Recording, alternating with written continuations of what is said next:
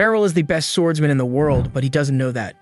He's now in his 40s and runs a small dojo out in the sticks as always, far from any kind of excitement. One day, while he's out in the yard going through his daily training routine, his father looks over at him and sighs, saying he really wishes there were some grandkids running around to keep him company. It's been years since Beryl took over the family dojo, but when it comes to romance, not much has changed. He's still just as single as he was back then. Beryl tells him he's been too focused on running the dojo to think about things like settling down or starting a family, but his old man isn't letting it go. He insists Beryl should at least try and even half-jokingly suggests he find a promising young female student to raise up as a wife, but Beryl immediately shuts that idea down for ethical reasons. This dojo has been in the family for generations, and Beryl has poured himself into it ever since he inherited it from his father. There was a time he dreamed of making a name for himself, of becoming a renowned sword master. And while his skills definitely surpass the average swordsman by a mile, he doesn't see himself as worthy of such a lofty title. Even so, he's proud of being a good teacher, because many of his students have gone on to achieve great things after training under him. Later that evening, after finishing up practice for the day, Beryl sits down to eat with his parents. But his dad brings it up again: marriage, family, grandkids, the whole thing. He even tries to get his wife friend to put some pressure on Beryl, but she takes a gentler approach. She says these things take time and shouldn't be rushed, although she does still expect to see a grandchild eventually. Beryl almost chokes on his dinner at that. It's easy to say, but not exactly realistic, because he doesn't even have a damn girlfriend, let alone a path toward kids. And it's not like some beautiful woman's just going to magically show up at the front door. Except a few seconds later, someone does knock. Beryl opens the door and is stunned to see a beautiful woman standing there. She greets him respectfully, calling him master. And once he gets a better look, he realizes she's none other than Alicia Citrus, one of his former students. He invites her inside and offers her tea while they catch up. Beryl remembers her well. She was a natural talent back then, sharp and disciplined. What he didn't expect was that she'd rise all the way to become the commander of the Royal Knight Order. Curious about the reason for her visit, Beryl asks her why she's here. Alicia explains that as Knight Commander, one of her duties is to oversee the training of new recruits. After giving it some thought, she decided to recommend Beryl as a special sword instructor. And what's more, her recommendation got approved as an official Imperial order, so she came all this way to deliver the news personally. Beryl never asked to be made an Imperial instructor, so his first instinct is to turn the offer down. But before he can say anything, his father jumps in, warning him that refusing an Imperial order might be more than just impolite. It could get him executed, so you can't just wave something like that away. Alicia quickly reassures him that it won't come to that. No one's going to kill him for saying no, but there would definitely be serious consequences, so it's probably best he just accept it. She then mentions that a carriage is already waiting to take them to the capital, and she'll go over the details of his new position tomorrow. Beryl is stunned that Alicia expects him to leave immediately, but his dad seems completely fine with it. In fact, he waves Beryl off with a grin and tells him to make the most of his time in the capital, maybe even find himself a wife while he's at it. He even adds loudly that Alicia wouldn't be a bad choice. Embarrassed, Beryl tells his dad to cut it out, especially since it's clearly making Alicia uncomfortable. There's too big an age gap between them anyway, but Alicia kind of mumbles under her breath that she wouldn't really mind. Either way, Beryl doesn't want to stick around and find out what kind of serious consequences refusing might bring, so he agrees to go with her. While riding together in the carriage, Beryl notices something familiar. Alicia is still carrying the sword he gave her. It's the same blade he gives to every student who graduates from his dojo, a mark of completion, and clearly she's kept hers in pristine condition all these years. He's honestly touched to see she still treasures it that much, though he admits he doesn't think a sword like that is worthy of a knight commander. He tells her she could easily get a far better weapon from any decent blacksmith, but Alicia disagrees. She says the blade is perfect and it suits her just fine. Beryl assumes she's only saying that because she still holds onto a little student loyalty, like she sees anything from her old master as more valuable than it really is. But the truth is, he considers himself nothing more than a regular swordsman. He doesn't believe someone like him is cut out to serve as a high-ranking instructor. Right then, Alicia breaks into a grin and says she's pumped that the Country Bumpkin Swordmaster is finally making his debut in the capital. Beryl gives her a confused look, like who the hell is that supposed to be? He's not a bumpkin, and he's definitely not a swordmaster, but she insists he is. Whether he believes it or not, he's already well known in swordsmanship circles. He's trained dozens of students who later rose to fame as renowned warriors and adventurers. In the right circles, he's something of a living legend, though she does admit she's not thrilled about the nickname he's picked up along the way. Beryl chuckles at the story but doesn't buy into it because in his eyes, Alicia is probably the only person in the world who still sees him as anything close to a swordmaster. Before long, they arrive at the royal capital. Alucia drops Beryl off at a quiet inn, telling him to get some rest and that she'll swing by in the morning to pick him up. The next morning, true to her word, Alucia escorts him to the royal castle and formally introduces him to the Knight Order. Standing before the gathered recruits, she boldly announces that Beryl is so skilled, even she wouldn't stand a chance against him, and that they should consider themselves lucky to be taught by someone of his caliber. Not everyone's impressed, though, because a few of the knights exchange doubtful glances, and one of them in particular doesn't hide his displeasure. Clearly, not all of them believe Beryl deserves the position he's been given. Later, Beryl and Alucia walk together through the castle corridors. She congratulates him on officially becoming a special instructor, explaining that his duties won't be too demanding because he's only expected to train the recruits 3 or 4 times a month. That way, he can continue managing the dojo back home without any major disruption. Suddenly, a girl runs up to them, practically bouncing with excitement. She shouts, "Master," like she's been waiting years to see him, and turns out she kind of has. Her name's Kiruni, and she used to be one of Beryl's students about 2 years back. He remembers that her goal was to join the Knight Order, so seeing her actually make it in is pretty awesome. She's still a trainee for now, meaning she's got a long way to go before she becomes a full-fledged knight, but she's just thrilled that she gets to train under Beryl again. And honestly, so is Alucia. Later that same day, Beryl returns home expecting a quiet evening. But the moment he opens the door, he finds a familiar face waiting inside, yet another one of his former students. It's Randrid, and this time he didn't come alone. He's brought his wife and newborn child to introduce them. Beryl is overjoyed to see that Randrid is doing well, but before he can say much, his father butts in, blunt as ever, and tells Beryl that he shouldn't bother coming back until he also has a wife and kid, just like Randrid. Speaking of him, Randrid went on to become a platinum-ranked adventurer after graduating from Beryl's dojo, a seriously impressive feat. But now that he's a father, he's decided it's time to retire and return to the village. Beryl is surprised that Randrid would give up something as big as platinum ranks so easily, but then again, life as an adventurer is risky, and it's not the kind of danger you want around when you've got a family to protect. While they're catching up, Randrid casually mentions that he's planning to help out by running the dojo. Beryl confusedly asks what he means, and that's when his father drops the bomb. He's already decided that Randrid has the skills to take over as the new instructor, which means Beryl no longer needs to stay there. Basically, his father just kicked him out despite the fact that Beryl technically owns the house. The next day, Beryl fills Alucia in on everything and tells her he's gonna need to find a place to stay in the city.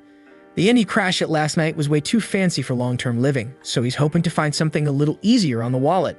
Alucia is more than willing to help him search.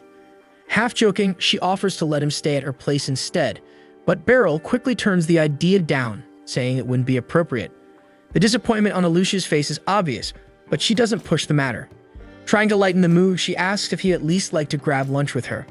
Beryl agrees, and the two start heading toward a nearby restaurant. But before they can get far, someone suddenly calls out, accusing Alucia of being shameless for walking around in public with a man, and even addressing him as master so casually. The girl clearly has some history with Alucia, and it's not a pleasant one. She looks disgusted that someone with the title of Knight Commander would be seen out and about with what looks like some random guy. Beryl, trying to avoid drama, keeps his head low and tries not to draw attention, but the girl isn't having it. She strides right up to him and pulls his mask down, insisting on seeing his face. The moment she gets a good look, her entire attitude shifts, and she calls him Master too. Naturally, Beryl is confused because he doesn't recognize her at all, but she quickly reminds him that her name is Serena, and he once saved her life and taught her how to wield a sword. It takes him a moment, but the memories begin to surface. He remembers finding a wounded girl about 20 years ago, nursing her back to health, and teaching her the basics of swordsmanship.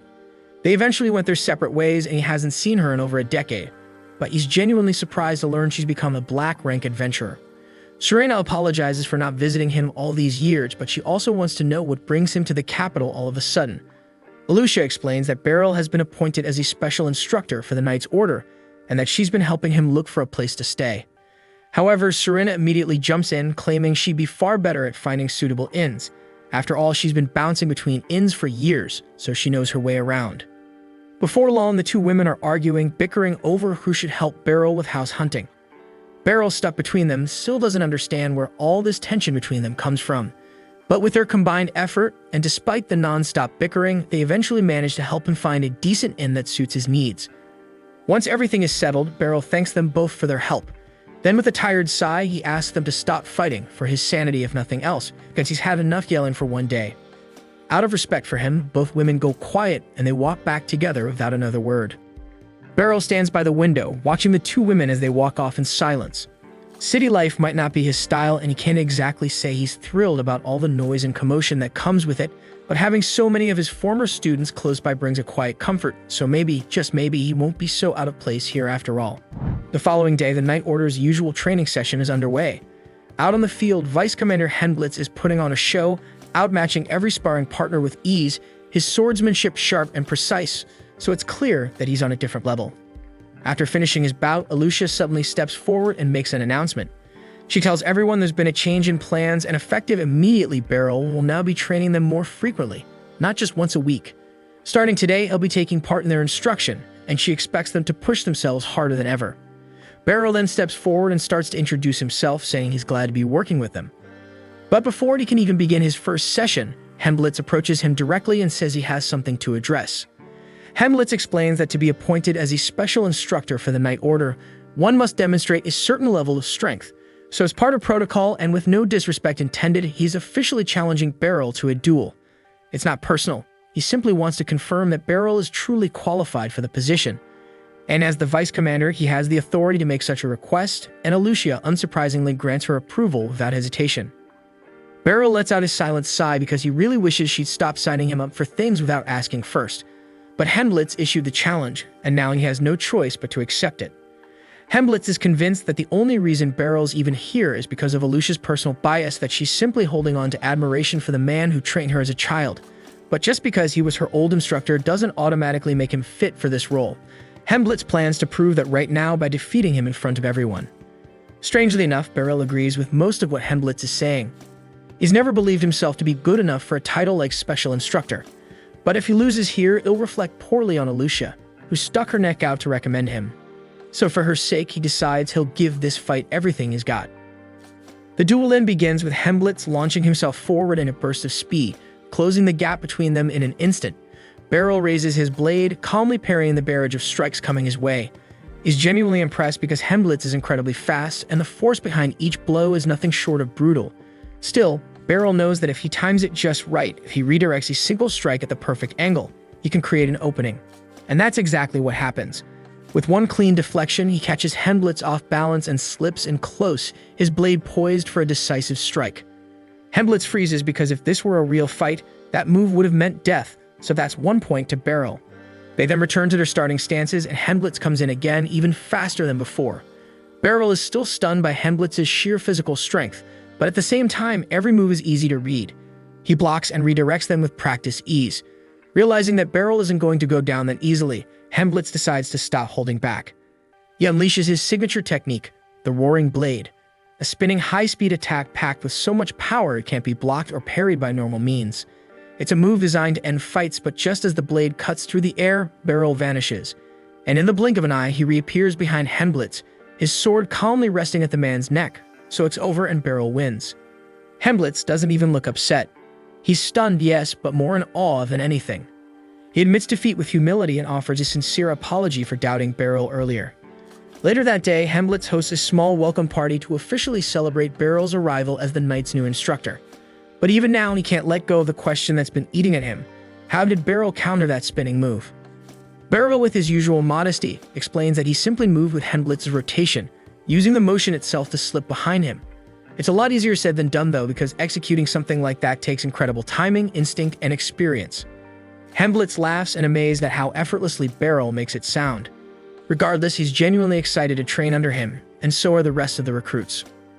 It's been about a week since Beryl started working as an instructor, and while two knights are busy sparring on the training grounds, he strolls over to give them a quick pointer. He's been observing their movements for a while now. Their sword play is solid, but Beryl tells them they need to fix their spacing. He demonstrates how if you're too focused on tracking your opponent's blade, they can close the gap before you even notice. It might not seem like a big deal, but in an actual duel, even half a step can decide the outcome. Beryl figured he was just handing out some basic tips, but from the way everyone is staring at him like he just dropped divine wisdom, you think he reinvented swordsmanship. Ever since that duel with Henblitz, the knights have been hanging on his every word like it's scripture. Honestly, Beryl can't complain because it's definitely made training smoother. After the session ends, Beryl takes a seat to cool off, and Henblitz walks over and hands him a towel to dry off. A little while later, Kiruni strolls up and asks if Beryl's got anything going on after this. He wasn't really planning on doing much, and that's all she needs to hear before asking if she can give him a little tour of the city. Beryl thinks about it and realizes he hasn't really seen much of Baltrain yet, so he agrees. Kiruti practically lights up with excitement and darts off to change into something more casual. Elsewhere, Alucia is neck-deep in meetings with royal officials, delivering an update on the Night Order, especially concerning their newly appointed special instructor. She assures them that Beryl has already gone above and beyond expectations. With nothing more to cover, the meeting wraps up. Before taking this role, people warned her, if you want to keep honing your sword skills, don't become Knight Captain. The bureaucracy alone will drag you down. But she didn't take this position for herself. She took it because it was the only way to bring Beryl here to the capital. Years ago, when Alucia was still a little girl, her parents brought her to Beryl's dojo to learn self-defense. And from the very first moment she met him, she could tell he was a good man. And once she joined the dojo, Beryl had her practicing sword swings, hopping from stump to stump to improve her footwork, and working on her strength with simple exercises. His methods might have been unusual, sure, but under his guidance, wielding a blade started to feel second nature. One day, Beryl asked Alucia if she wanted to spar with him, and she instantly agreed, excited to show off everything she learned. But the moment their mock battle started, she realized she couldn't find a damn single opening in his stance. Growing up under Beryl's guidance, Alucia had assumed that all sword instructors were as skilled as he was. But that illusion shattered one day during a group trip to a dojo-wide mock battle against another school. Her opponent in that match was the definition of sloppy. He left his guard wide open and charged in with the strategy of a 5-year-old, no patience, no control. And Alucia absolutely wiped the floor with him. So the match was over before it even started. After the event, Beryl and the group were walking back to their dojo, and he seemed pleased that his students got to test themselves against different styles. Along the way, Alucia asked if their dojo was just better than the others because their dojo won every battle. Even Beryl himself won against their master. But Beryl didn't like thinking about it in terms of who's better. Sure, they won today, but the real takeaway wasn't about victory. It was about what they learned from the experience.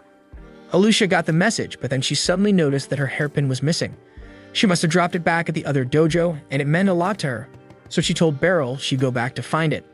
By the time she returned to the rival dojo, she started searching around for it, only to see that the guy she beat earlier had picked it up. For a second, it looked like he might just hand it over and act like a decent human being. But of course that would be too easy, so instead he chucked the pin into the dojo behind him and told Alucia she'd have to fight all of them if she wanted it back. He may have lost earlier, but with backup, he was sure he could win this time. Now, judging by how bad their sword skills were before, Alucia probably could have taken them all down on her own. But she knew Beryl wouldn't want her using her training to beat people senseless out of pride. So she stood her ground and braced herself for the hit, ready to take it rather than fight back. But before the guy's swing could land, Beryl stepped between them and took the blow himself. The strike didn't hurt him much, but he still winced a little. Looking straight at the group of boys, he calmly asked if this was really the kind of swordsman they wanted to be. The damn fool still doesn't get how messed up his actions are, so he winds up and tries to smack Beryl on the head this time. But Beryl effortlessly ducks under the swing and in one quick move knocks the sword right out of his hands. Before anyone can blink, Beryl is already parrying blows from the rest of the guy's friends, keeping them at bay with clean, controlled strikes. But before things can spiral any further, the head of the dojo rushes in. He heard the commotion and got there as fast as he could, and he's clearly ashamed of what he's walked into. With a heavy heart, he kneels down and offers a sincere apology to Beryl, swearing that something like this will never happen again under his roof. On the walk back, Beryl and Alucia walk side by side, and he explains that he had a bad feeling the moment she went back for her hairpin, so he followed her just in case. Alucia feels awful that Beryl ended up getting hit because of her, but he reassures her it wasn't anything serious. Besides, she didn't do anything wrong, so there's no reason for her to blame herself. If anything, he blames himself for letting his student walk into a place that could have been dangerous without supervision. Years pass, and Alucia is now sparring with Beryl again. His technique hasn't lost an ounce of sharpness, but this time as he swings, Alucia is actually able to keep up, and for the first time ever, she lands a clean point on him. Beryl is genuinely impressed with how far she's come, so he tells her that she's ready. It's time for her to graduate from the dojo. And with pride, he presents her with her ceremonial graduation sword.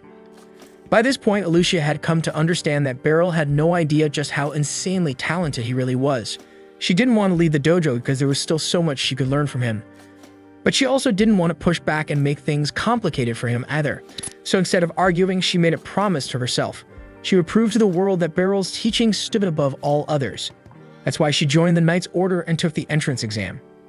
And just as she had predicted, when the entrance exam finally came around, none of the other applicants stood a chance against the training Alucia received from Beryl.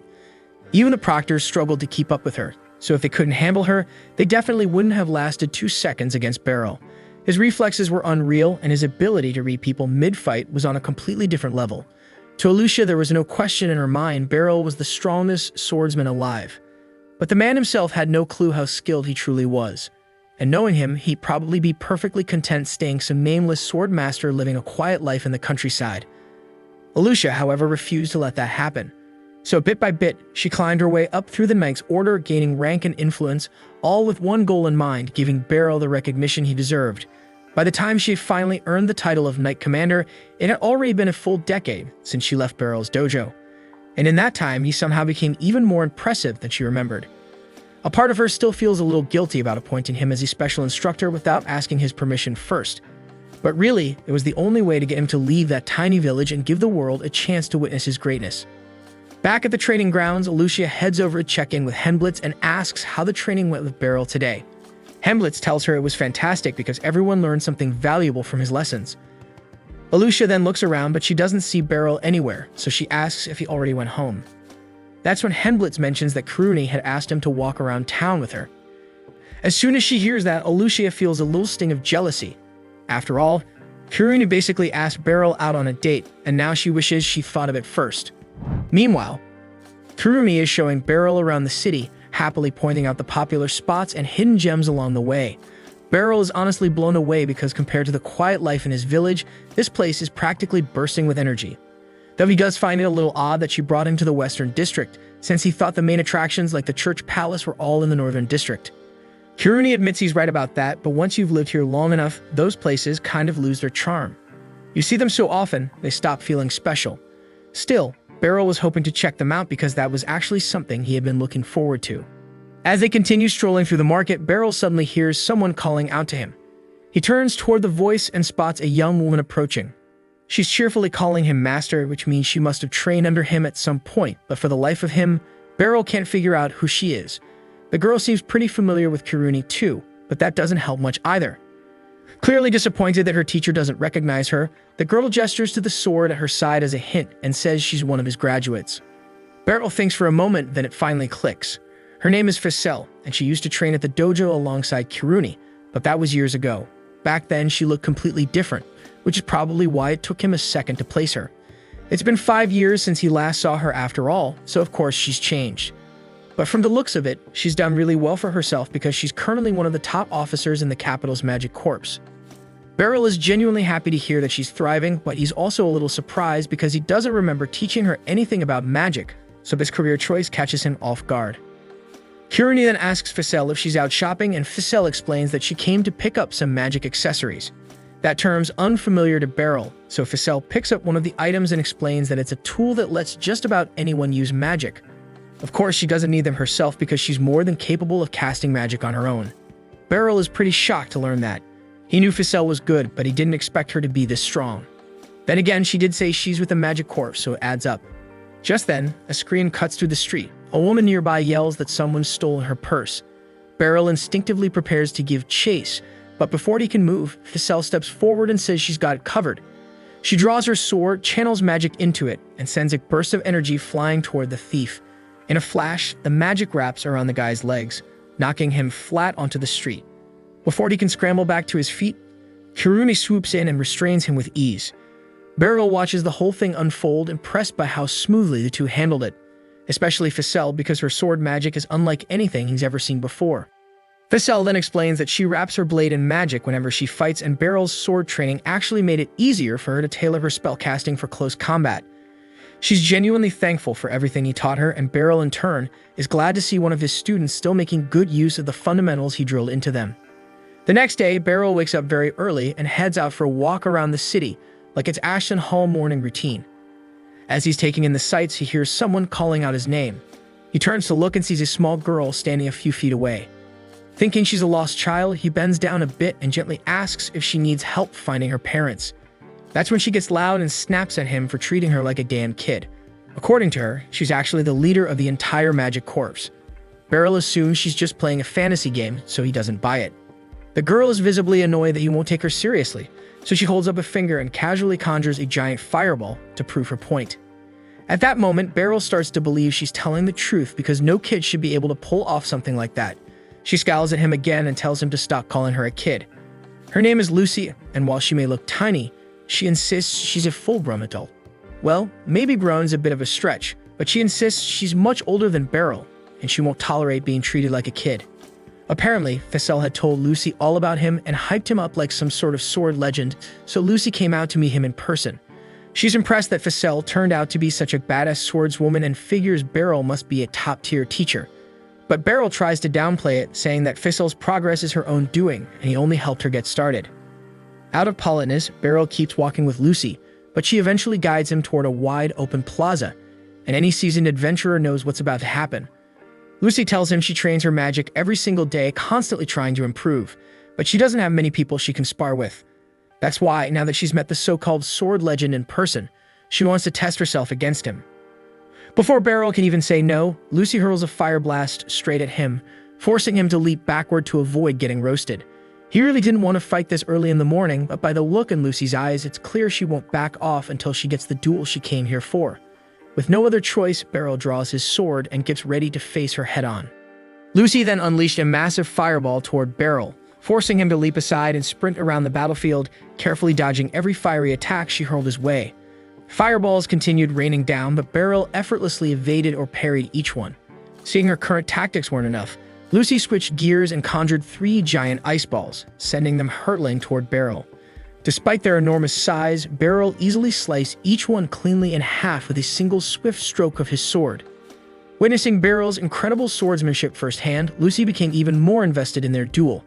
Beryl, however, wanted to wrap things up quickly, so he charged toward her, careful not to cause real harm, planning to use the hilt of his sword to simply knock her unconscious. But just as he came within striking range, Lucy engulfed herself in intense flames, forcing Beryl to immediately jump back. For a brief moment, Lucy had genuinely feared she might lose if she allowed him to close the distance. Realizing how tough it was to counter magic attacks using just swordsmanship, Beryl wished she could use magic too. Lucy, however, was nowhere near finished. She summoned even more fireballs, this time directing them behind Beryl, forcing him to retreat and dash around the field again. Lucy chuckled at the sight, amused by Beryl's seemingly directionless running. Since this was his first battle against a wizard, he truly had no prepared strategy. Eventually, the barrage of fireballs subsided, giving Beryl a moment to catch his breath. Just when he thought it was safe, Lucy dropped a massive ice ball from above, aiming directly at him. Beryl spotted it just in time, quickly parrying it back toward Lucy. Without hesitation, she shattered it easily with another burst of flame, but the collision created a dense mist that obstructed her vision. Seeing an opportunity, Beryl dashed forward through the mist to land a decisive strike, only for Lucy to unleash lightning magic at the last moment, knocking him backward. Despite his efforts, Beryl had yet to land a single solid blow, but neither had Lucy succeeded in hitting him, leaving her frustrated by their stalemate.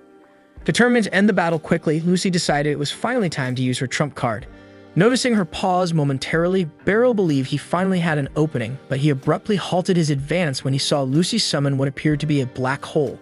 He wasn't entirely sure what would happen if he approached it, but instinct told him it was dangerous, so he stood his ground and waited cautiously. However, after a tense moment, Lucy sighed and dispelled the spell completely. Seeing Beryl remain perfectly composed even when faced with such powerful magic made her realize continuing was pointless. Admitting she'd taken things too far, Lucy apologized sincerely and told him they could call the fight for the day. Beryl felt immensely relieved now that his duel with Lucy was finally over. It had been nerve-wracking to face someone as formidable as her. Curiosity soon got the better of him, though, and he asked Lucy what would have happened if she'd actually unleashed that last spell. Lucy casually explained that, in theory, the spell would have ripped his body to shreds. Still, she now understood why Fessel admired him so deeply. Any ordinary person witnessing that spell would have fainted on the spot. This was the first time she'd encountered a swordsman who'd keep his composure so effortlessly. Feeling genuinely remorseful for dragging him into an unexpected fight, Lucy invited him to the Magic Institute later, promising she'd personally make it up to him. Later that day, Beryl went about his usual routine, instructing the students at the training hall.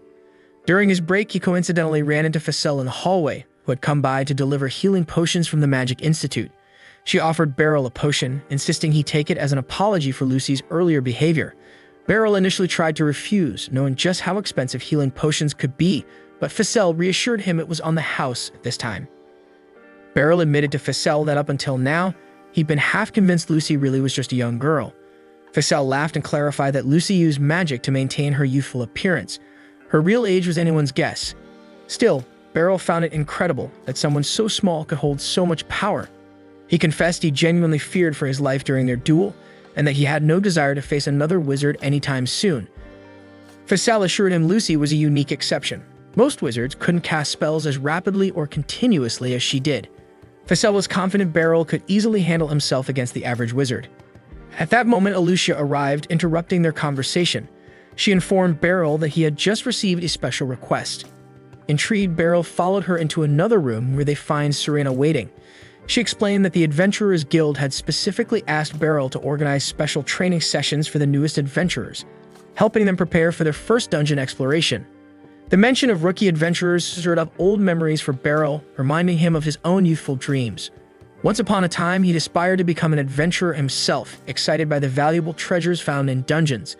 But that dream didn't last long because he got his ass handed to him by monsters on day one and ran back home with a busted ego, and that was the end of his adventuring career.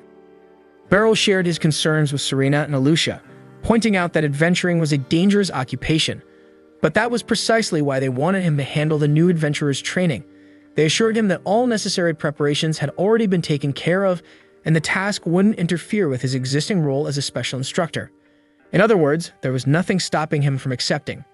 Still, the final decision rested with Beryl, so Serena suggested he come to the Adventurers Guild and discuss the job directly with the Guild Master. Since the Adventurers Guild was close by, Serena led Beryl there immediately, and upon entering the Guild Master's office, Beryl was taken aback to find Lucy already sitting on the couch, waiting for him like it's totally normal. Turns out she caught wind of the job offer, and since she and the Guild Master go way back, she sprinted over the second she heard about it because she was eager for another chance to meet him again. Shortly afterward, the Guild Master Nidus introduced himself warmly. After hearing so many good things about Beryl from Serena and Lucy, Nidus was absolutely convinced they'd chosen the perfect candidate. Beryl attempted to remind Nidus that he hadn't actually agreed to take the job yet, but Nidus cheerfully ignored his protests. Nidus then gestured toward his assistant Megan, instructing Beryl to speak with him about the specifics of the job. However, before discussing anything else, Megan wanted to clarify a few important points. He asked Beryl if he had any prior experience as an adventurer. Beryl honestly answered no, causing Megan to question whether he was truly qualified to instruct new adventurers. Beryl inwardly felt relieved at this skepticism, hoping it might provide him an excuse to avoid accepting the job. However, Megan's doubts immediately irritated Serena and Lucy, who had both strongly vouched for Beryl. Megan calmly explained that he wasn't questioning Beryl's reputation out of disrespect. He simply wanted to ensure the adventurer's safety, especially since there had been recent reports of unusual monster activity. Nidus understood Megan's concerns and asked what Beryl would need to do in order to prove himself. After thinking for a moment, Megan declared that if Beryl could win a duel against Serena, who held a prestigious black rank, he'd acknowledge Beryl's qualifications. Serena enthusiastically agreed to the proposal, leaving Beryl with no room to argue. Seeing that everyone was on board, Nidus decided to arrange the duel immediately. Not long after, Beryl and Serena were already standing face-to-face on the training grounds, surrounded by a large, enthusiastic crowd. Everyone was eager to see the legendary Serena in action and to find out exactly who her opponent was. Serena herself could hardly contain her excitement, thrilled by the opportunity to cross swords with her master once again. Back when Serena was just a kid, she and her parents were traveling with a merchant caravan. During their journey, however, the caravan was suddenly attacked by a beast that tore the carriage apart. In a final desperate act to save their daughter, her parents threw her off a nearby cliff, making her the only one to survive that tragic day. When she finally regained consciousness, the first thing she saw was Beryl standing over her. He gently took Serena back to his house, carefully treating her wounds, and once she had begun to recover, he started asking her some gentle questions. She managed to tell him her name was Serena, but the moment he brought up her parents, she quickly became overwhelmed with panic. Noticing her distress, Beryl told her to forget the questions and just rest until she was ready. With no place else to go, Beryl approached his parents to see if they'd be willing to let her stay with them, at least until they found her a new home. His parents happily agreed, and from that moment onward, Serena practically became part of their family. Initially, she struggled to open up and felt unsure about her new environment, but one morning, she caught sight of Beryl training diligently with his sword outside. Noticing her interest, Beryl warmly invited her to join him, sensing it might help her come out of her shell. From then on, Sharina spent as much time as she could training alongside Beryl, as he patiently taught her the fundamentals of swordsmanship. The bond between the two grew stronger day by day. Gradually, Sharina started becoming more outgoing and confident. One morning, as Beryl was preparing for classes at his dojo, he found Sharina already waiting outside, sword in hand, eager to train. With a smile, he invited her to join the class, pleased to see how seriously she took her training. Sharina had grown deeply attached to Beryl and his family, and would have been content to stay forever. Eventually, though, a family arrived willing to adopt her. Beryl and his parents believed that moving in with a new family was best for Sharina's future, so they gently encouraged her to go. But deep down, Sharina truly didn't want to leave, yet she didn't want to burden Beryl either, so she thanked him sincerely for everything and reluctantly went her own way. Several years later, Sharina had already become a skilled, gold-ranked adventurer. While on an escort mission, her caravan was suddenly ambushed by a group of bandits led by a swordsman infamous for his deadly skills. Her teammate warned her to be cautious, but before he even finished speaking, Sharina had already leaped fearlessly into battle, quickly defeating every bandit there without breaking a sweat. There were two main reasons Sharina had chosen to become an adventurer. Firstly, she was driven by a desire to prevent others from experiencing the same kind of tragedy she endured. Secondly, she wanted to honor everything Beryl taught her by putting her skills to real use. Now, with the opportunity to duel her former mentor after 20 long years, she was determined to show him just how far she had come. Beryl isn't exactly thrilled about the duel, but the excitement on Sharina's face was unmistakable. As her former master, he felt it was his duty to give her a fight worth remembering. As the match began, Sharina launches herself forward, unleashing a relentless barrage of swift and precise sword strikes. Her movements were incredibly fast, yet Beryl matched each of them effortlessly, leaving her unable to land even a single blow. Sharina's excitement only grew as they fought, enjoying every second of the chance to battle someone at full strength without holding back. For his part, Beryl was genuinely proud to see how far Sharina had come. It was clear she dedicated herself fully to training ever since she left him.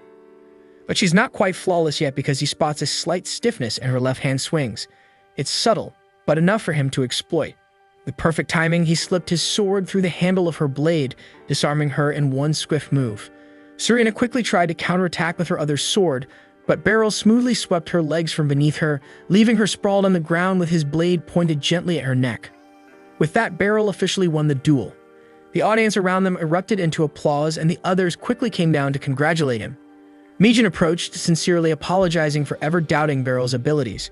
Beryl brushed it off kindly, assuring him it was completely normal to be skeptical of a teacher he'd never seen in action. Now fully convinced of Beryl's strength, Mijin gladly welcomed him as the guild's special instructor. The next morning, Beryl found himself standing in front of a dungeon entrance with his new adventurer students, Porta, Nidri, and Sarlikats. As they ventured into the dungeon, Sarlikats' magic watch began to glow, warning them of 6 monsters lying ahead. The students immediately prepared for battle.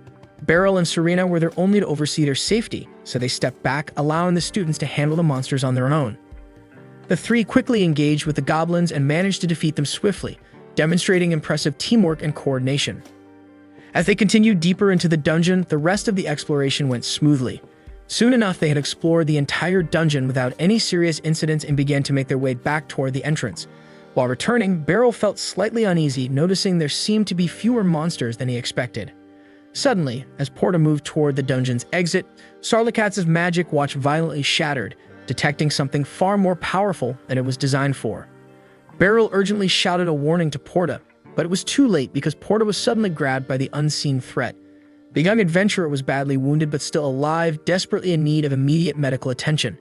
However, Beryl and Sharina knew they couldn't help him until the powerful creature was dealt with first, and that wouldn't be easy.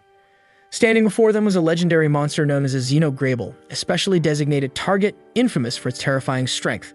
Even the most seasoned adventurers would struggle to survive an encounter with such a beast, yet there was no choice. Beryl and Sharina prepared themselves, ready to fight for their lives.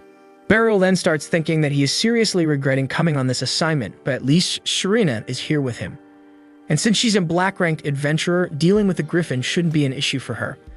And while she's busy with that, Beryl intends to rush over and help Porta. But when he reaches out for a healing potion, Sharina was already thinking the same thing and quickly gives him a high five and declares she'll handle helping Porta herself, while he deals with the griffin. And unfortunately for Beryl, he doesn't even get the chance to protest because the griffin suddenly lunges at him, forcing him to dodge quickly, leaving him no option but to engage in combat. As the griffin swipes at him, Beryl adeptly deflects its claws with his sword, and when a chance arises, he swiftly targets the griffin's legs. But badly for him, the creature's scales are incredibly tough, rendering his strike ineffective. He's essentially stuck on the defensive now, but he needs to hold out long enough for Serena to secure Porta's safety. But then while he glances back to check on Serena, he momentarily drops his guard, nearly costing him his life. Thankfully, he manages to block the griffin's attack just in time, although he's still severely wounded. He needs a strategy to bring this creature down fast, or it'll finish him off first. Normally, Beryl would concentrate his strikes on the monster's head, but since it can breathe fire, there's no chance he can approach it head-on. Instead, Beryl decides to flank it, but the griffin notices him immediately and counters by swinging its tail. Nevertheless, Beryl swiftly recovers and cleanly severs the griffin's tail in one strike. This sends the griffin into a fury, prompting it to launch a huge fireball at Beryl, who barely manages to leap out of the way. He expected the griffin to become enraged after losing its tail, but he didn't anticipate it charging directly at him. The griffin crashes headfirst into Beryl, and although the impact hurts like hell, he's still standing, allowing him to reposition himself and try to weather the creature's rampage. But that's far more challenging than anticipated, since Beryl is now desperately clinging to the griffin's back as it suddenly takes flight, soaring straight upward. A fall from this altitude would surely kill him, so he holds on for dear life, which only serves to infuriate the griffin further.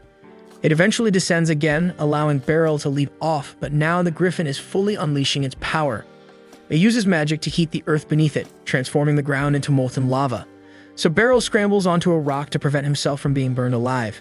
But he's not the only one at risk because the lava is flowing toward the caves, and it's only a matter of moments before the trapped young kids inside turn crispy. Beryl then hears the kids' desperate cries for help, so he pushes aside any thoughts of self-preservation and immediately charges across the lava, relying on his boots to keep him from getting scorched for now.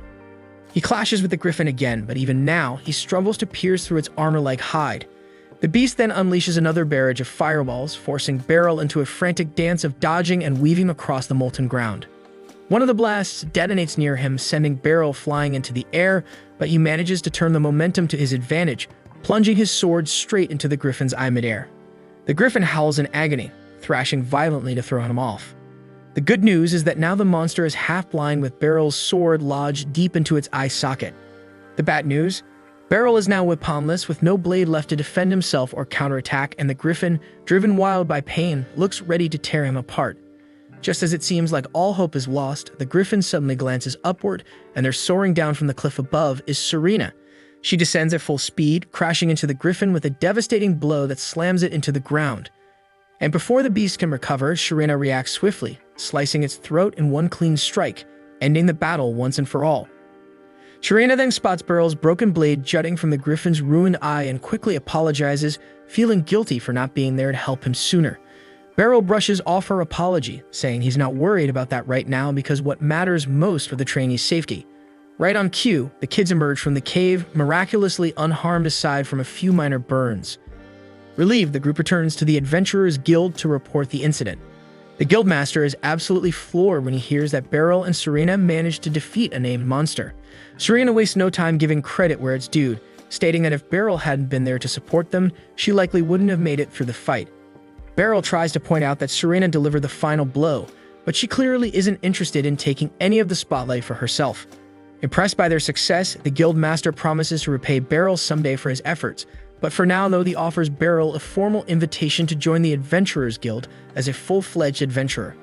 But Beryl immediately turns him down without a second thought. Afterward, Beryl and Serena step outside, and Serena apologizes once again, admitting that Beryl only got dragged into all this because she had been bragging about his strength to everyone. Beryl assures her that he doesn't mind, though he still feels like he's not deserving of all the praise being thrown his way. Still, Serena insists that he was truly incredible out there, and she's grateful she got to stand beside him in a real fight where their lives were on the line. Beryl thanks her too, pointing out that every decision she made was on the mark, and it's thanks to her judgment that everyone came back alive. Serena lights up hearing his words, though she humbly says she doesn't think she earned such praise. But Beryl disagrees, telling her flat out that she's grown into a fantastic adventurer and deserves every bit of the recognition. The following morning, Beryl wakes up early, determined to deal with his broken sword. The problem is, he's not familiar with the capital's layout yet, so he asks Karuni if she can show him the way to a blacksmith. He thanks her for accepting the favor on such short notice, but Karuni says she was heading to the blacksmith anyway, so it's no trouble at all. And of course, Alicia decides to tag along too, not because she's jealous or anything. She claims she's tagging along purely because choosing a new sword is an important matter, and she wants to help Beryl pick wisely. But deep down, she knows she's already missed so many chances to spend time with him, and she can't let this one slip away too. Eventually, they arrive at the blacksmith's workshop, where the owner steps out to greet Kiruni. However, his attention quickly snaps to Beryl, and the man freezes, looking absolutely stunned. Turns out, this blacksmith Balder used to be one of Beryl's students back in the day. And yes, even though he was technically older than Beryl at the time, he still trained under him. Balder had wanted to master swordsmanship because he believed it would make him a better blacksmith, and despite the age difference, he had taken Beryl's lessons very seriously. Judging by the impressive shop he's built, it's clear that Balder's dedication paid off. And since everyone is gathered here, Balder asks what they need help with. Kiruni steps forward first, mentioning she needs her short sword sharpened.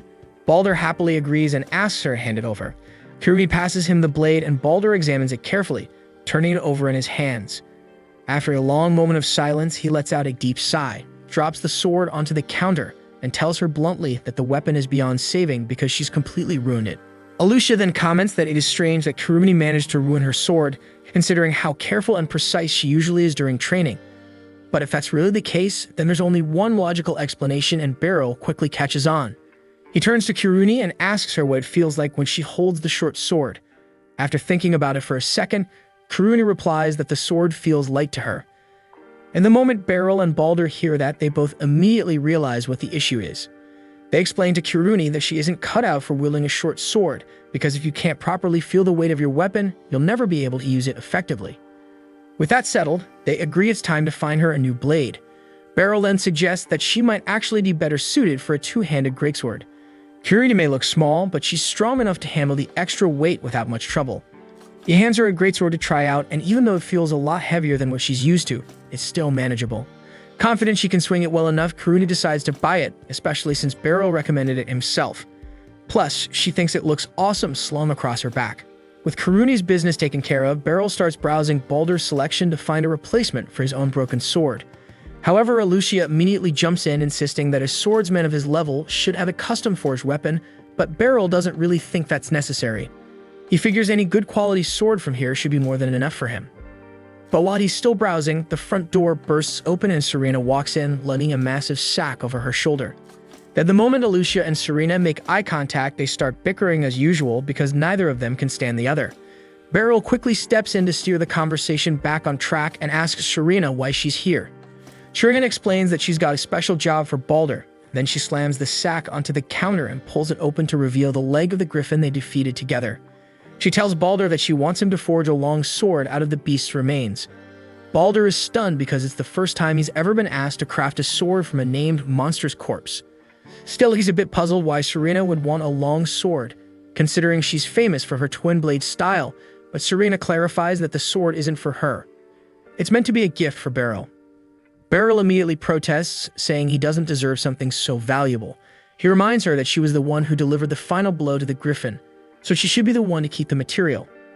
But she's adamant about it, insisting that gifting him this sword is the least she can do to make up for the blade he lost during the fight. Balder then cuts in the conversation and tells Beryl to just accept the damn gift already, not because he's siding with Serena, but because he's genuinely excited about crafting a legendary sword from named monster materials. And seeing no way around it, Beryl finally agrees to let Balder use the griffin's leg to forge a blade for him. Although judging by the glint in Balder's eye, he can already tell this blacksmith is planning something outrageous. So he warns Balder that he only wants a normal practical sword, and Balder solemnly promises he won't create anything ridiculous. If for some reason, Beryl doesn't feel very reassured. Either way, Balder says it'll take a week to complete his masterpiece, and Beryl is fine with that schedule. Then, since their errands are now finished, Beryl suggests they head out. Just as he says that, Kiruni steps up to him with a cheerful grin, asking for a quick favor. Fast forward to the dojo, and we see Kiruni holding a wooden version of her new greatsword, and since she's never used a weapon like this before, she asks Beryl to give her some private coaching. Beryl explains that a greatsword has two major advantages. First, it lets you deliver massive force behind your swings, so it's best to focus on wide, lateral strikes to maximize momentum. Second, you can grip it by the ricasso to boost control during combat. Kiruni tests it out, and as she swings, it sparks a rush of old memories. Back when she trained under Beryl at his dojo, she spent countless hours practicing basic sword forms just like this. Later that evening, Beryl is walking home alone when he notices a small child approaching him from the opposite direction. Normally, he wouldn't think much of it, but as they pass, the girl suddenly tries to slip her hand inside his jacket to steal his wallet. Beryl instantly catches her wrist before she can escape, but the little thief blasts him in the face with fire magic to break free. Forced to shield himself, Beryl has no choice but to let go, and she bolts off into the night. The girl eventually makes her way into a battered old building filled with rough-looking men gambling and drinking. As she walks past them, she tosses a small pile of stolen money onto the table. The men grumble, disappointed with how little she brought back, accusing her of slacking off. But their boss quickly silences them, reminding everyone that Mui would never dare to slack off because she understands the consequences if she ever crosses him. Mui stays stone-faced, knowing exactly how brutal the boss can be, so she can't afford to repeat more damn mistakes. But then a wave of panic hits her because she notices that she has lost something important. And then we notice that in her rush to escape from Beryl, she accidentally dropped her ring, and we see that Beryl now has it in his possession. The following day, inside the training arena, Kiruni continues practicing with her newly acquired great sword, while Hemblitz spars against Beryl at the other end of the hall.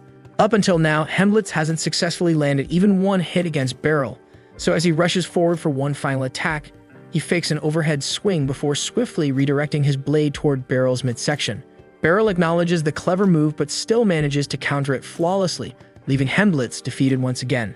Hemblitz expresses his gratitude for the lesson, and Beryl commends him for improving so significantly in such a short period. The maneuver was nearly flawless, yet still not quick enough to surpass Beryl's reactions. Right at that moment, Hemblitz glances toward Kiruni and comments on how courageous it was for her to abruptly switch to a completely new weapon, adding that she shows considerable potential. Moreover, it's crucial for the Knight's Order to enhance its combat abilities so they can confront the notorious bandit group known as the Dark Hand of Twilight. The Twilight Thieves have recently started operating within the capital, causing significant disruptions, prompting the Royal Guard and the Knight's Order to launch an investigation. Once they pinpoint the thieves' hideout, they intend to raid it immediately and capture every member. But as a precaution, they'll require all the manpower they can gather, and Kiruni happens to possess impressive strength. Naturally, Hemblitz believes Beryl alone would likely be more than capable of taking down the Twilight Thieves single-handedly, but he prefers not to trouble Beryl with mundane tasks like this. He reassures him that the Knight's Order can handle the fighting entirely on their own, which is perfectly fine with Beryl, since he wasn't particularly eager to get involved anyway. He's never dealt with ordinary criminals before and doesn't plan to start now, but then he recalls the ring he obtained from the pickpocket yesterday and wonders if it might be useful in their investigation. Yet the moment Kirumi spots the ring in his hand, she jumps to the conclusion that Beryl's planning to gift it to someone, and Hemblitz seems to agree. But before Beryl can correct them, Kiruni chimes in, teasing that he might want to choose a bigger ring if he's planning to propose to Alucia, because this one looks tiny and probably only fits a child's finger. Beryl is completely baffled at how they've reached this wild assumption, but finally manages to speak up and clarify that the ring isn't a gift. He explains that yesterday he was targeted by a pickpocket, and luckily he caught the thief's wrist before she could grab anything, but she still managed to escape after catching him off guard by casting fire magic. Kiruni finds the whole situation peculiar because if the girl truly was capable of using magic, she wouldn't have any reason to resort to pickpocketing. Magic is an extremely rare ability, so anyone capable of casting spells can enroll at the Magic Institute free of charge, where all their living costs are fully covered. Hemblitz speculates that perhaps the girl was using some sort of enchanted accessory to produce the fire, but regardless, he asks Beryl what he intends to do with the ring. Beryl replies he has no interest in keeping it, and since it's probably stolen property, he'd prefer returning it to whoever originally owned it. If that's the case, Hemblitz advises him to leave the ring at the Knight's Order front desk, and that's precisely what Beryl proceeds to do. Now that the matter of the ring is settled, Beryl doesn't plan on becoming involved further. After all, he didn't actually lose anything to the thief, and he certainly isn't interested in tracking her down. Yet somehow the expression she had when he caught her continues to bother him. While strolling through the city later, Beryl decides to check out local housing auctions as he can't realistically live at an inn forever, but the prices nearly cause him to faint from shock. Technically, he can afford it considering the salary provided by the Knight's Order, but it's still a huge amount of money to spend. At that moment, he notices a girl standing behind him, seemingly searching for something, so he approaches to see if she needs assistance. But once he gets a closer view of her face, he immediately recognizes her as the girl who attempted to rob him the previous night. He asks if she might be searching for a certain ring, but as soon as she hears him mention it, the girl instantly attacks him, thinking he's stolen it. Beryl quickly asks her to calm down as he'd prefer not to create a public spectacle. First of all, he explains to her that he left the ring at the Knight's Order front desk, meaning he no longer has it in his possession, and the girl clearly can't just stroll into the Knight's Order headquarters to reclaim it. Secondly, Beryl questions whether she actually stole the ring herself, as it's strange she'd go through all this trouble to retrieve it, unless it was personally valuable to her. She firmly states she didn't steal the ring, and that's sufficient for Beryl, so he instructs her to follow him so he can help her recover it. Mui initially hesitates to accompany him, but he points out it would be difficult for her to prove ownership on her own.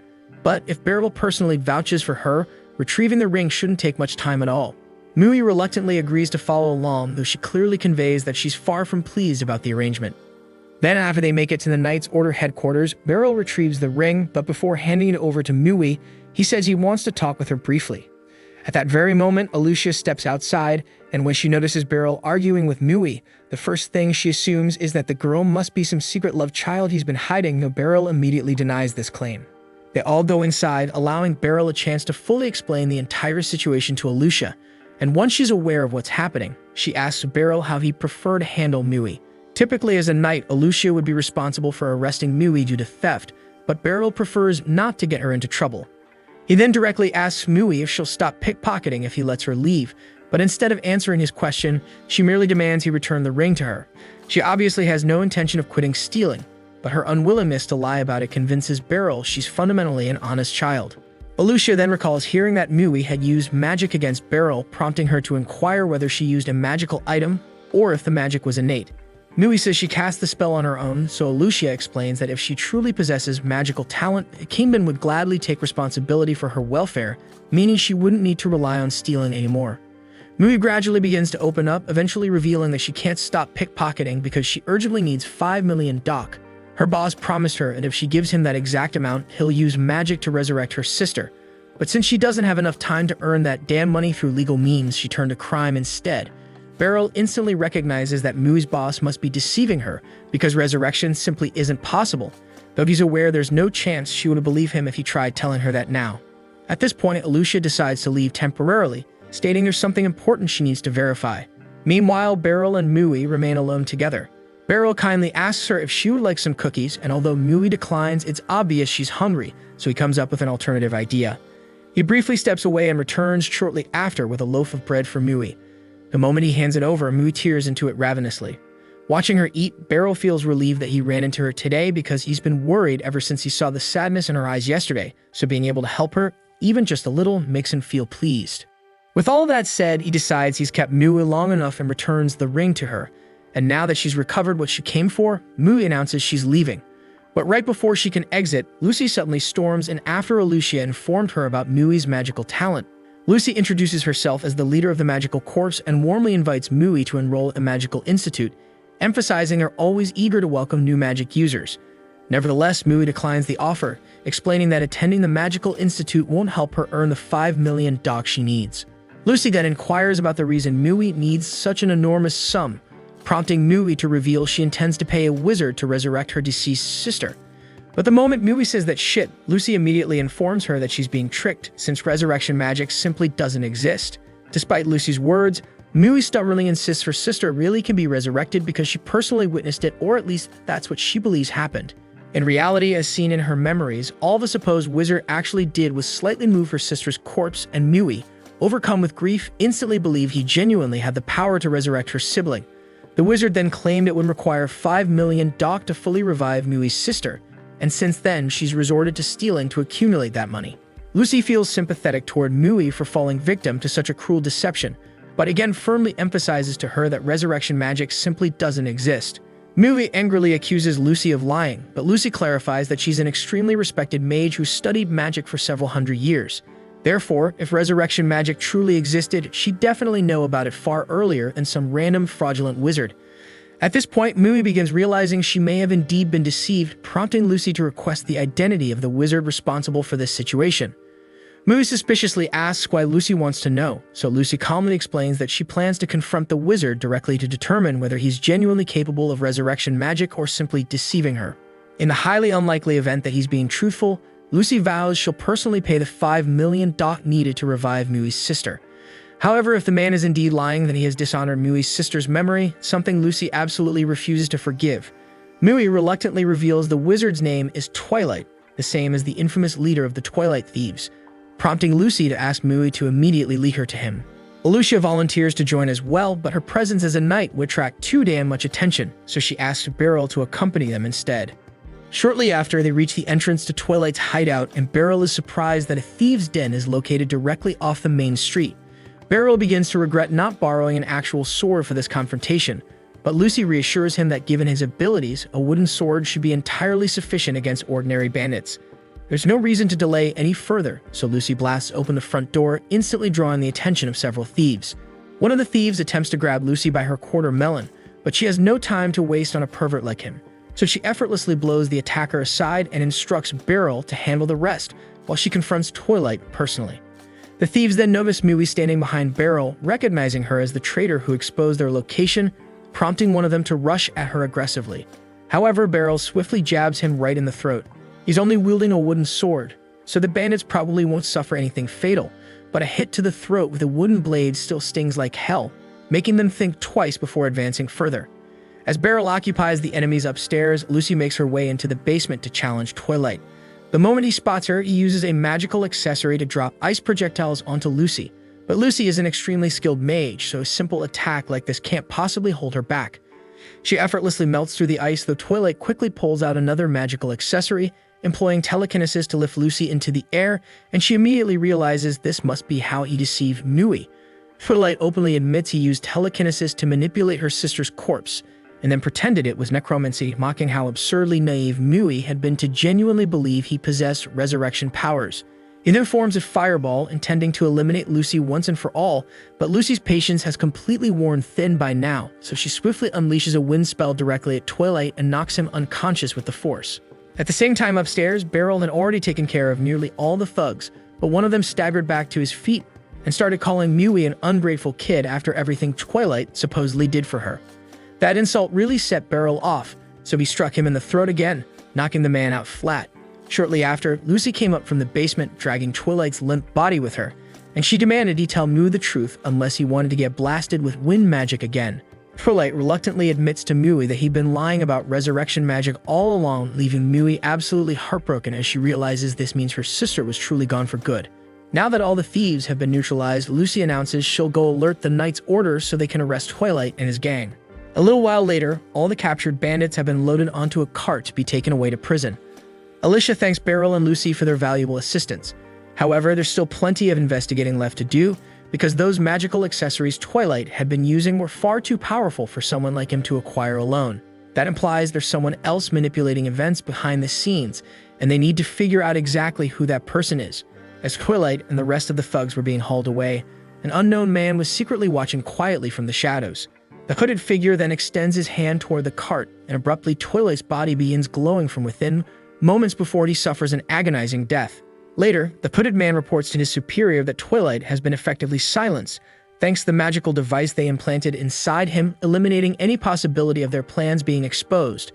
The Pope was pleased by the news, since he planned to use the corpses Twilight had gathered to craft his own version of a miracle, and he wasn't going to let anything interfere with his ambitions now.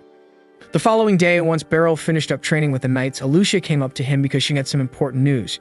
She explained that while Twilight was being escorted yesterday, he suddenly blew up without warning, leaving only a strange magic device behind. Right now, the Magic Corps was looking into where the device came from, but they hadn't discovered anything useful yet.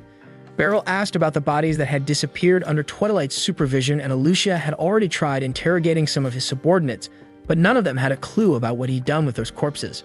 Everything was pointing to the idea that Twilight had been following someone else's orders, and they needed to find out who it was as quickly as possible. Later in the day, Beryl headed back to the smithy to pick up his new sword, and honestly, he was blown away by the craftsmanship. He couldn't wait to test it out once he got back to training with Kiruni. But as he approached the hall, he noticed Lucy standing outside, clearly waiting for him, and it looked like whatever she was here for was serious. Lucy said she had something important to discuss, so she invited him to her home for a private conversation. A short while later, they arrived at Lucy's place, and Beryl was shocked because he had no clue she lived in a mansion this impressive. While they were walking in, he asked about Mui, and Lucy mentioned she was still trying to talk her into studying magic. Once they stepped inside, Lucy poured herself some tea before finally introducing Beryl to the man sitting opposite him. His name was Ibroy Halman, and he was a priest from the Church of Sohin. Beryl greeted him politely, but he couldn't imagine why someone from the church was here. Lucy clarified that all the magic devices Twilight had been using were manufactured by the nation of Soheen, but they'd ended up in the hands of a criminal like Twilight thanks to a bishop named Revios Sarlian. And in exchange for providing those magic devices, Bishop Revios demanded Twilight deliver dead bodies to him. Now it made sense why Twilight had been silenced with that magic device, but Beryl still couldn't wrap his head around why Revios would even want dead bodies to begin with. Abray explains that within the Soheen church, magic is viewed as a divine blessing, and among all miracles that can be performed, there is one believed to be nearly impossible, and it's bringing someone back from the dead. Obviously, Abray himself doubts that true resurrection is even possible, but it's likely Revios is secretly researching exactly that, which explains why he needed those corpses. Given that Abray already knows all this, Beryl asks why he hasn't intervened to stop Revios yet, but apparently, it's not quite that straightforward. Currently, Revios is staying at the Soheen church located in the town's northern area, and the Knight's Order intends to summon him tomorrow for questioning. Ideally, he'll cooperate with the investigation, but there's a real risk he'll try escaping toward the border. If Revios reaches Soheen territory, the Order loses all authority over him. That's precisely why they're asking for Beryl's assistance. They need someone capable enough to intercept Revios if he makes a run for it. Under normal circumstances, either the Knight's Order or the Magic Court could easily arrest him, but forcibly detaining a bishop from Soheen could spark major diplomatic trouble. Abray himself isn't powerful enough to confront a bishop directly either. However, Beryl is not only strong enough to handle Revios, but also has no formal connection to the Libris Kingdom, making him a politically safe choice for the job. Lucy has already briefed Lucia about everything, so Beryl officially has permission to use whatever means necessary to stop Revios, but only if he attempts to flee. If the accusations against Revios are true, Lucy wants to ensure he's properly punished for his actions. Personally, Beryl doesn't really care about some bishop experimenting with resurrection, but there's a chance he might be able to retrieve Mui's sister's remains. Her sister isn't going to miraculously come back to life, but if Mui could at least give her sister a proper goodbye, it might help her finally move forward. So after some thought, Beryl decides to accept Lucy's request. Lucy thanks him sincerely, promising she'll make sure he's generously compensated. Just as Beryl opens the front door to leave, he nearly collides with Mui, who's returning from a trip to the market. Mui clearly didn't expect to see Beryl today, so she curiously asks what he's doing there. Beryl explains he just stopped by briefly to discuss something with Lucy. That said, he admits he's glad he ran into Mui, and even happier to see that she's doing all right. Mui still couldn't fully grasp why Beryl and Lucy had gone out of their way to help someone like her. She'd been nothing but a petty thief who tried robbing Beryl, yet they rescued her from Twilight's grasp, gave her a safe place to live, and continued looking after her. So she just couldn't wrap her head around why they cared this damn much. Beryl understood how overwhelmed she must feel, given that her entire life flipped upside down overnight, but he told her not to dwell on it too much. Nobody here would ever trick or exploit her like Twilight did, so from this point on, she could just relax and enjoy being young. Mui asked if it was really okay for her to live a good life now, and Beryl reassured her she absolutely deserved a bright future. He reached out to pat her head, but she swatted his hand away, clearly annoyed at being treated like a kid. Beryl decided to leave her alone for now, knowing she'd eventually open up to everyone in her own time, and a short while later, he left Lucy's place. That night, Beryl was silently moving around the church in the northern district to check if Revios was making any suspicious moves. Sure enough, he caught sight of Revios and his men hurriedly packing their belongings, clearly planning to flee the country. Beryl tried sneaking around the back entrance to intercept Revios, but he was abruptly stopped by a cloaked figure. The mysterious man recognized Beryl immediately as the person who took down Twilight's entire crew, and apparently he'd already expected that Beryl would show up here to get in their way. Beryl knew this wouldn't go smoothly, but he still tried telling them that Revios was summoned for questioning tomorrow and wasn't permitted to leave the country. Unsurprisingly, the cloaked man completely ignored that order and summoned 3 swordsmen to handle Beryl instead. He even granted them permission to use magic, prompting the 3 fighters to connect their sword tips and chant a spell, boosting their physical speed and strength dramatically. Now they moved far quicker than before, and Beryl knew things were about to get challenging. And with the 3 swordsmen busy distracting Beryl, Revios and the cloaked man retreated back into the church to finish gathering their things before escaping. It had been a long time since Beryl fought in a situation that demanded lethal force, but if he held back now, he'd end up dead. Then as the first swordsman rushed toward him, Beryl quickly sidestepped and slashed him deeply across the torso. Seeing how dangerous he actually was, the remaining 2 attackers decided to strike together, aiming to hold Beryl off until backup arrived. At this point, Beryl found himself completely surrounded by 5 magically enhanced attackers, and even he knew that fighting all of them alone might be pushing his limits. But thankfully, he wasn't fighting solo, because just as one swordsman was about to cut Beryl down, a sudden wind spell blew the guy's sword straight out of his grip. Ficelle quickly ran up to Beryl's side and announced she was here to back him up with Karuni close behind. But Beryl couldn't figure out why the two of them were here.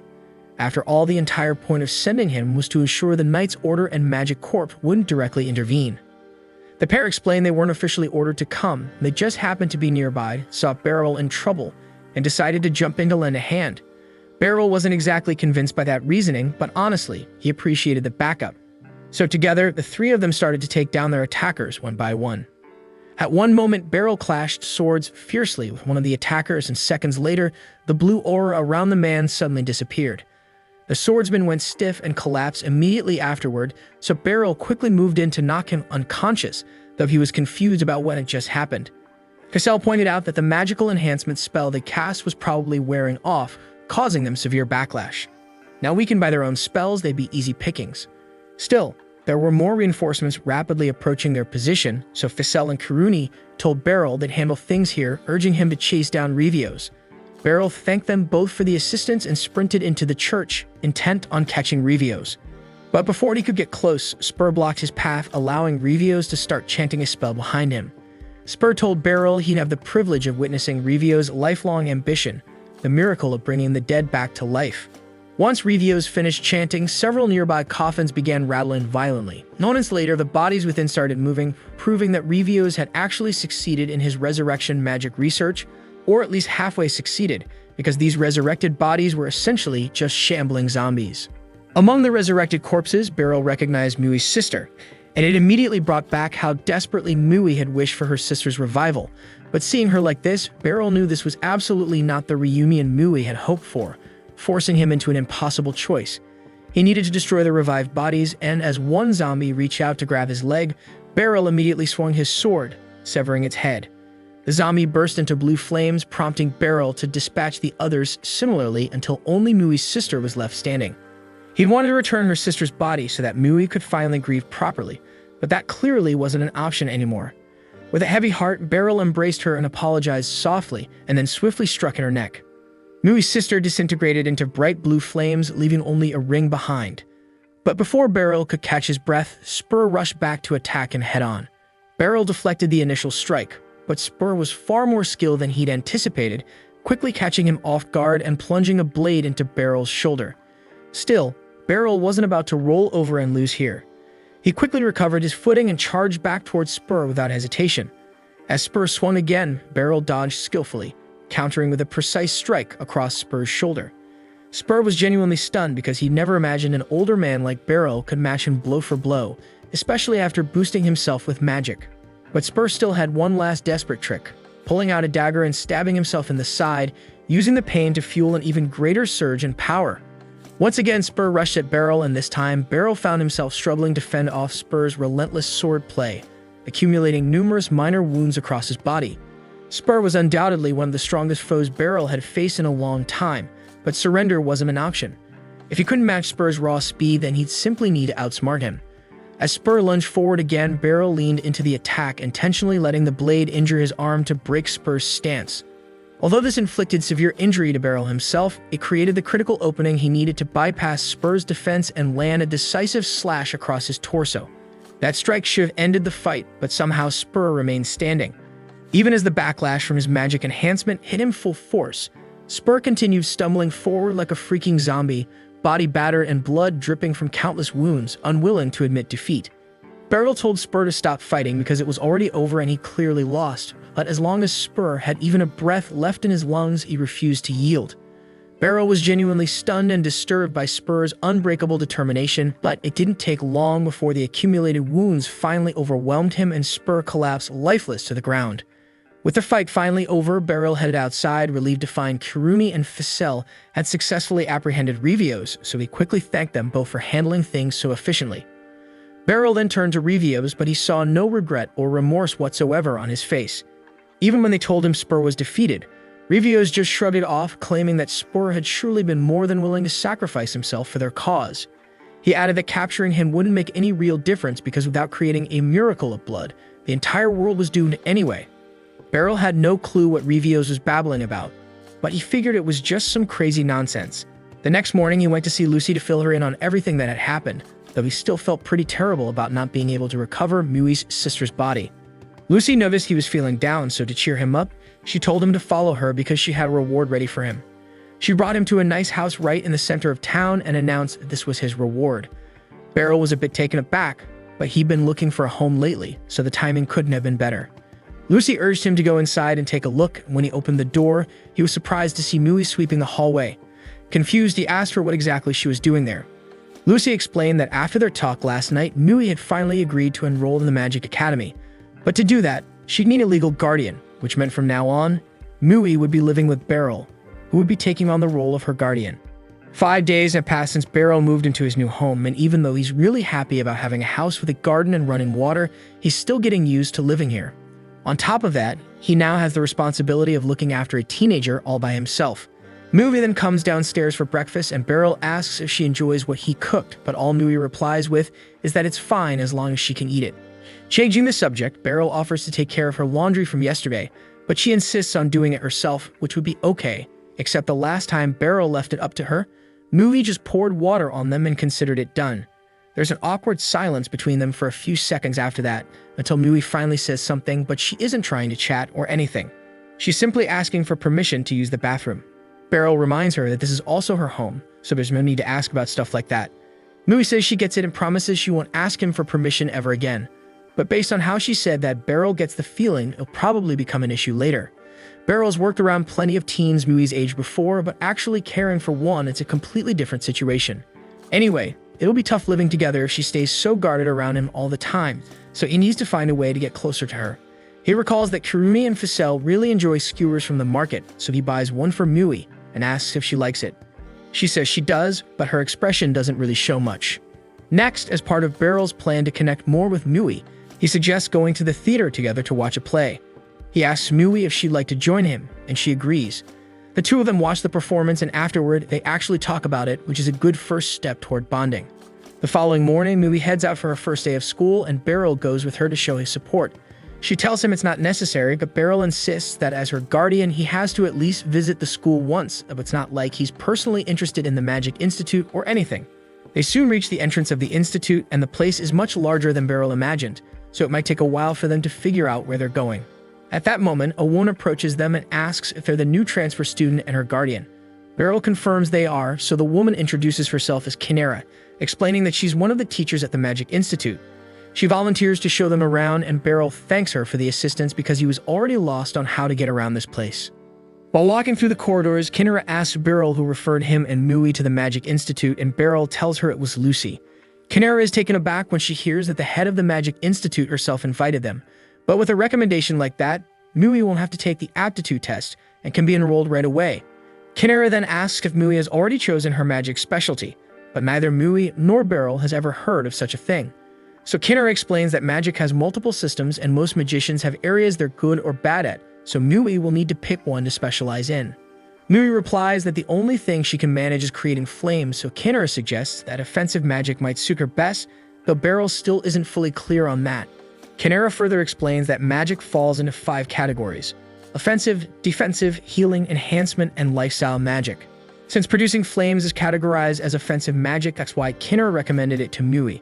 Now that Mui's major is settled, Kinera asks if she prefers staying in the school's dormitories or not. Neither Beryl nor Mui even knew dorms existed, so Kinera offers to show them around, and they accept her offer. Kinera guides Beryl and Mui around the girls' dorms, and the place is huge. There's a cafeteria offering 3 meals a day, baths, and fully furnished individual rooms for each student. Mui looks like she really likes the dorms, and even Beryl thinks the place is quite impressive, but he's worried that Mui might have trouble fitting in with the other kids here. She still acts distant and dismissive whenever he tries talking to her, so he feels it might be better if she continues living at home for a bit longer. However, it suddenly hits him that maybe she's just acting this way because he's an older guy, and she might have an easier time connecting with people closer to her own age. As they're walking back, they pass a sausage joint that's running some kind of special today, so Beryl asks if Mui would be okay stopping there for lunch. Mui doesn't object, but when they step inside, the place is crowded with sausage enthusiasts, leaving no room for them to sit.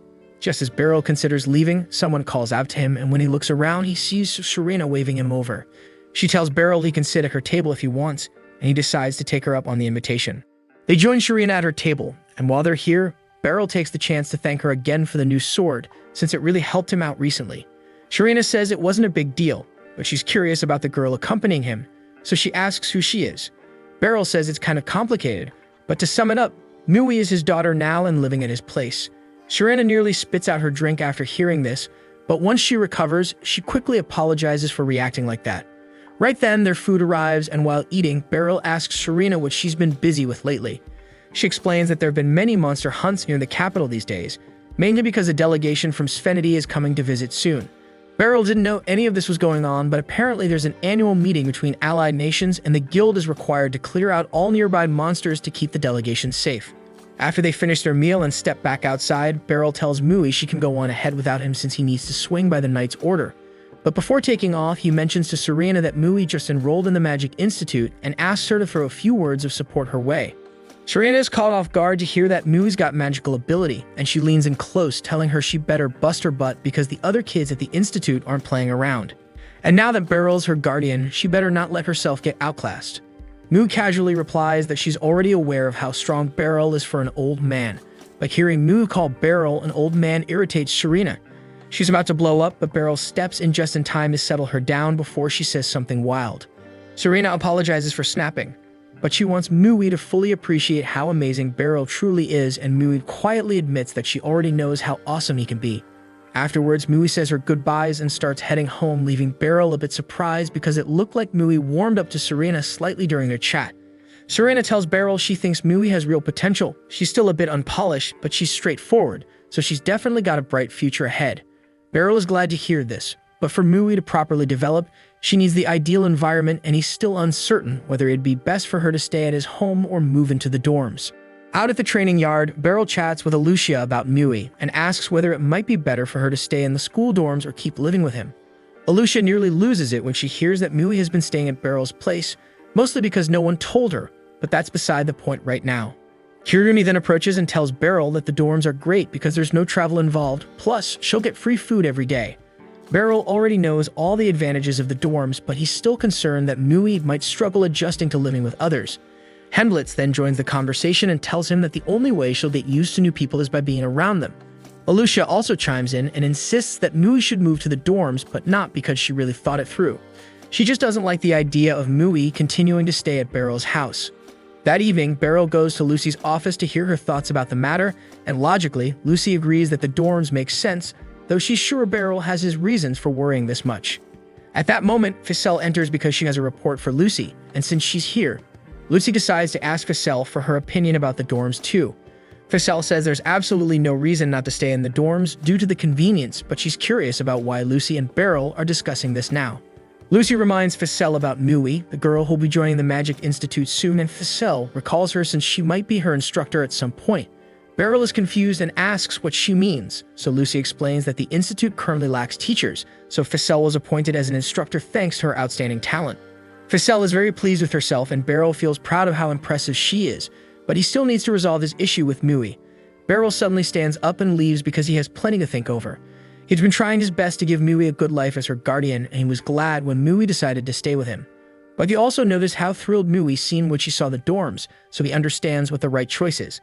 Not long after, Beryl returns home with a bag of groceries, and the moment he sets the bag down, Mui asks if he can help her out with something.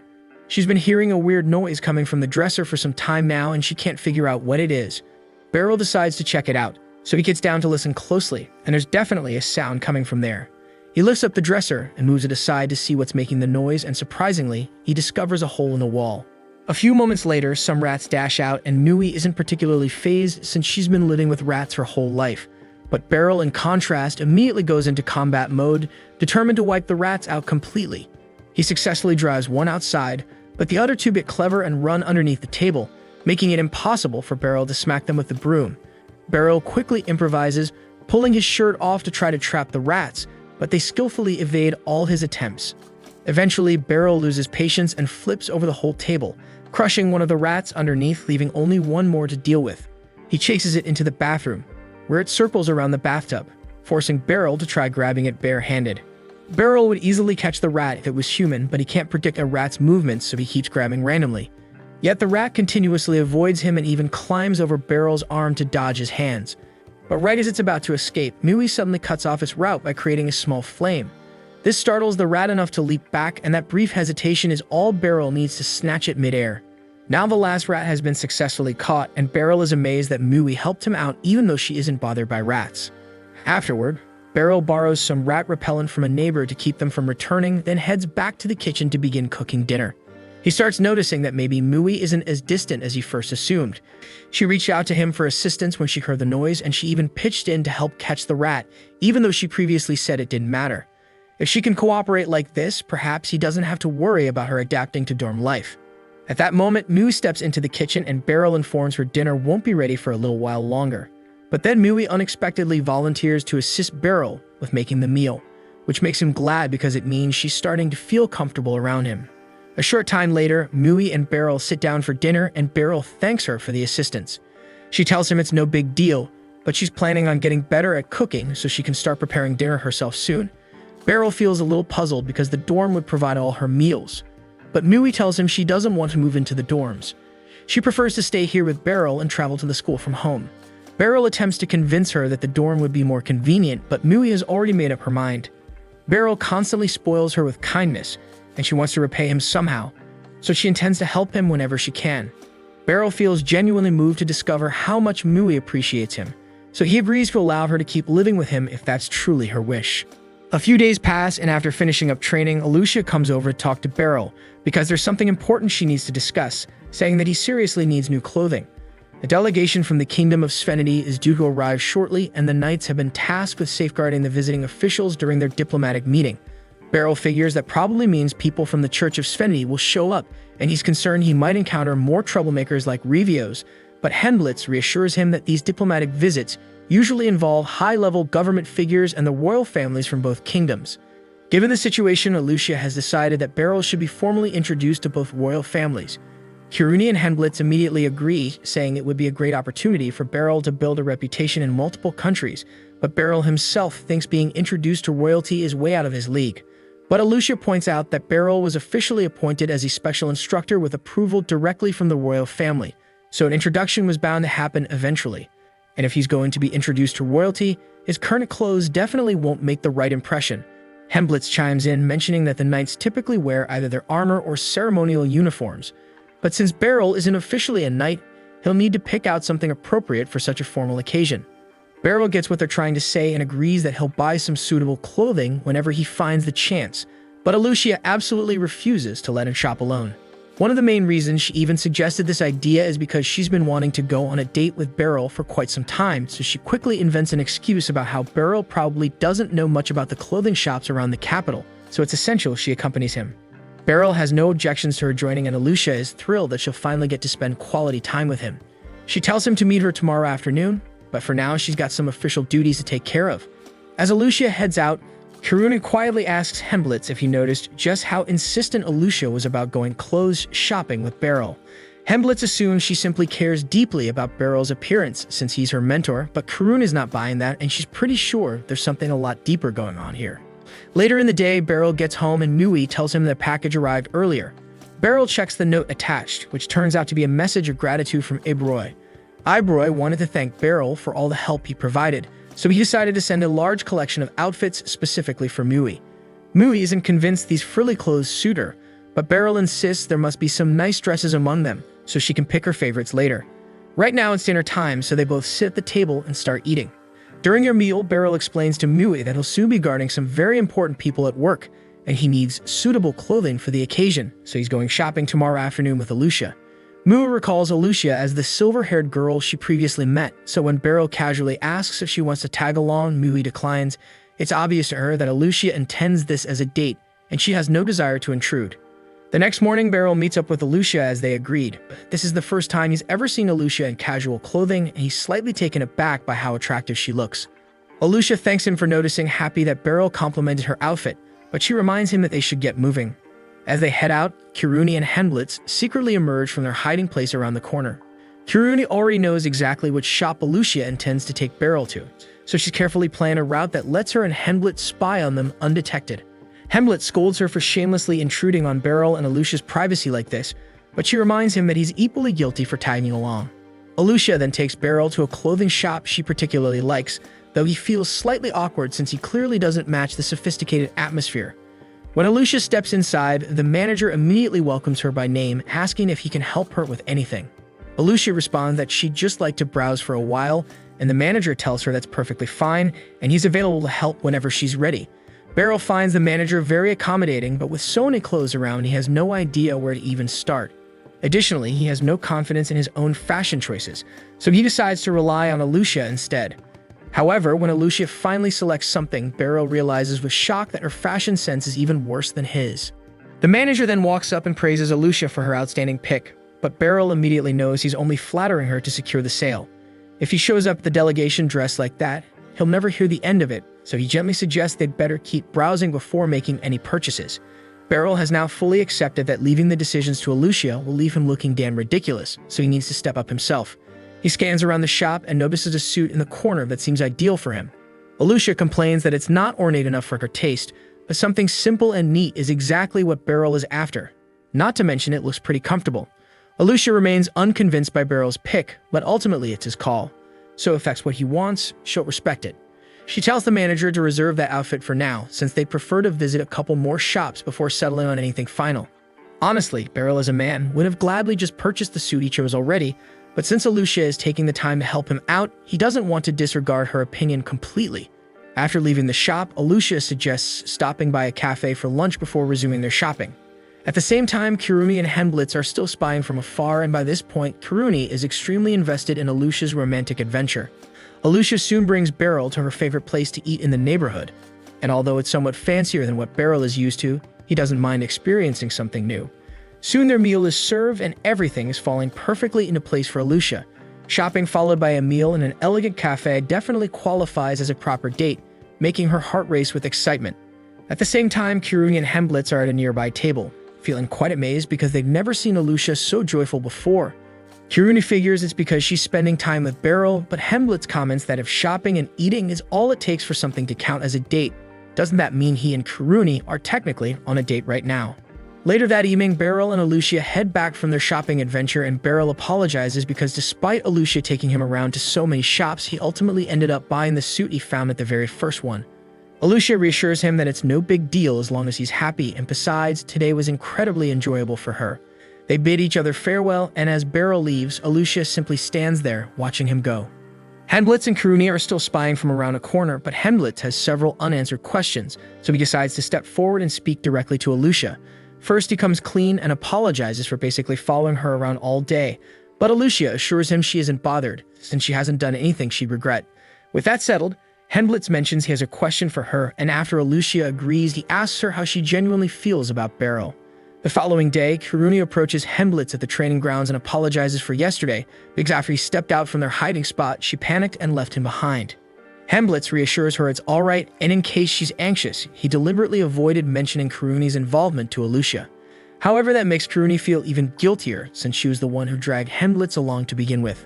Right then, Alucia arrives and Hemblitz greets her normally, but Kirumi still feels a bit uneasy, so she slowly retreats and claims she's going to practice some sword techniques. Hemblitz remembers what happened yesterday after he asked Alucia what she really thinks of Beryl. She simply said she just wants to make him happy, and Hemblitz has been contemplating ever since about what she meant exactly. Suddenly, Alucia interrupts his thoughts and apologizes, mentioning she intends to take control of the training hall for a bit. Hemblitz asks for the reason, so she explains that when Beryl gets here, she's going to challenge him to a sparring match. Hemblitz is stunned to hear this, but Alucia rationalizes the decision by explaining that witnessing Beryl directly face the Knight Commander would greatly strengthen everyone's confidence in him. Hemblitz understands, since even a defeat would serve as clear evidence that Beryl is fully capable as their instructor, but Hemblitz can't help but wonder aloud if that's truly the only motivation she has for wanting to duel him. Alucia admits that should she emerge victorious, she's planning to reveal one of her personal wishes to Beryl, but that's as much as she'll reveal, so she politely excuses herself to go prepare.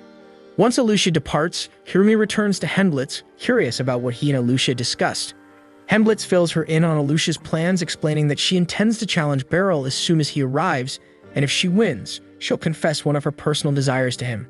Kiruni starts panicking because that's got to mean Alucia plans to confess her feelings to Beryl, and thinking about it now, it totally makes sense considering how happy she looked yesterday.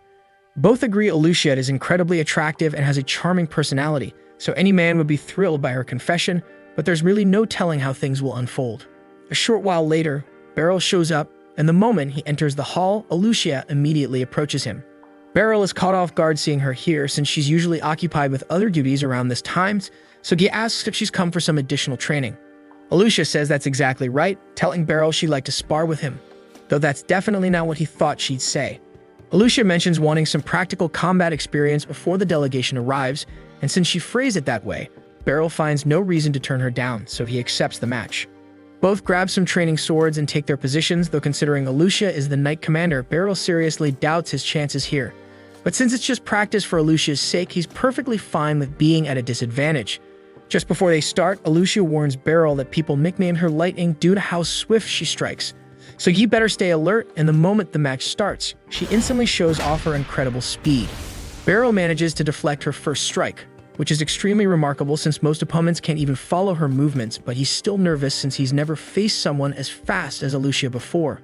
Alucia quickly continues with several swift slashes, but Beryl skillfully deflects every single attack and maintains his stance. He gradually realizes several things like how Alucia must have trained relentlessly in addition to her commander responsibilities, and how her usual openings before striking have vanished entirely. Beryl knows he can't keep deflecting forever, so he switches to attacking, but Alucia effortlessly matches him and steadily forces him back. He needs to pay careful attention to every subtle motion Alucia makes if he wants to spot an opening. And when she charges again, Beryl finally notices a minor weakness in Alucia's stance, allowing him to predict her next move and successfully deflect it. Even so, her incredible speed still makes it challenging to keep up, plus Alucia's precision is so sharp that he's unable to land even one clean strike on her. Beryl now knows for certain he can't win against Alucia if he fights cleanly, but there's nothing stopping him from fighting dirty. After Alucia lunges towards him again, she notices a vulnerability on Beryl's flank, so she adjusts her stance to strike it, but before she can land her blow, Beryl swiftly seizes her jacket and flings her down. That counts as a victory for Beryl, though Kiruni wonders if it's really okay for him to win that way. Hemblitz reminds her that real battles have no rules anyway, and moreover, Beryl is likely the only person who'd actually pull off a maneuver like that against Alucia. Alucia graciously admits defeat, and Beryl remarks that she fights way too honorably. In actual combat, your enemies will exploit any opportunity they get, fair or unfair, so you should always be ready to respond accordingly. Just then, the clock strikes and Beryl announces he's heading to lunch. After he's left, Hemblitz and Kiruni walk up to Alucia. Kiruni thought the fight was incredible, but she still wants to confirm if Alucia was genuinely planning to reveal her feelings to Beryl had she won. Alucia acts surprised and tells Kiruni she only intended to ask Beryl to accompany her shopping again. Kiruni feels ridiculous now for assuming Alucia had romantic feelings towards Beryl, so she sheepishly walks away. But once Kiruni is gone, Hemblitz poses the exact same question, and Alucia finally confesses that she truly wanted to tell Beryl about her feelings. She cares deeply about Beryl's happiness and would love to be the one responsible for it, but if things don't go as she hopes, she's willing to accept him finding happiness with someone else. Later that evening, Beryl is at home telling Mui about his spar with Alucia and how he barely managed to hold his own. He admits it was incredibly satisfying seeing his student push herself so hard against him, but the way he describes it, Mui suspects it wasn't simply another training session to her. Mui tries to point out that Alucia clearly has feelings for him, but Beryl quickly interrupts her mid-sentence. He already knows what she's about to say, but he doesn't want to hear it since Alucia is his student, and besides, the age difference between them is enormous, so whatever Mui's thinking, it's better it's left unsaid. The following day, Mui arrives home late after her school orientation, so Beryl has already fixed dinner and poured himself a relaxing cup of beer. She asks him if he honestly likes beer that much, and Beryl replies that there's no finer way for him to decompress after a tiring day than enjoying some beer from his cherished mug. Mui mentions that Beryl's mug has a chip in it, but he insists it's no issue since he can still drink from it. More significantly, he spots the bag Mui brought home with her, so he asks what it contains, prompting her to open it and show off what she received. The Institute issued her a new uniform and some introductory textbooks on magic. Although the books are loaned, meaning she'll eventually need to give them back and must take care not to damage them. Beryl feels proud since Mui will officially start attending the Magic Institute in just a few days. She already has her uniform and textbooks ready, but then Beryl remembers his previous visit to the Institute and notices that all the students carried school bags. He asks Mui if the school said anything about providing her with a school bag, but since she didn't receive one, she guesses it wasn't included in the starter kit. She reassures Beryl that he shouldn't stress about it, as she can easily just use her sack, but Beryl refuses to settle for that. He insists that Mui absolutely needs an appropriate school bag before her classes start, and though she personally doesn't care much about what kind of bag she uses, she values Beryl's kindness. The following morning, Serena is summoned to the guild master's office as he has a task for her. Serena reads through the report, and Megan clarifies that a team of platinum-ranked adventurers discovered the monster and have managed to trap it within a forest close to the capital. But the guild hasn't executed any decisive actions, yet since they're uncertain whether they possess sufficient strength to subdue it. The guildmaster inquires if Serena would be willing to join the effort, but Serena explains that her abilities alone likely won't significantly alter the outcome against a threat of this scale. At that moment, someone knocks on the door and informs Serena that someone has arrived asking for her.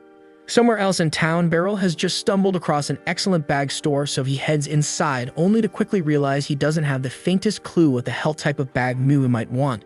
The shopkeeper notices Beryl's uncertainty and approaches him, asking if he can be of any assistance. Beryl explains he needs a bag for school, and the shopkeeper immediately guesses that if Beryl is hunting for a school bag at this point in the year, his kid must be transferring into the Magic Institute.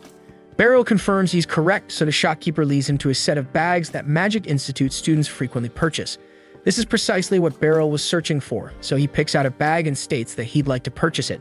But then the shopkeeper then informs him that the bag costs 95,000 dalk, and Beryl is so stunned that he momentarily loses the ability to speak. The shopkeeper isn't trying to rip Beryl off or anything.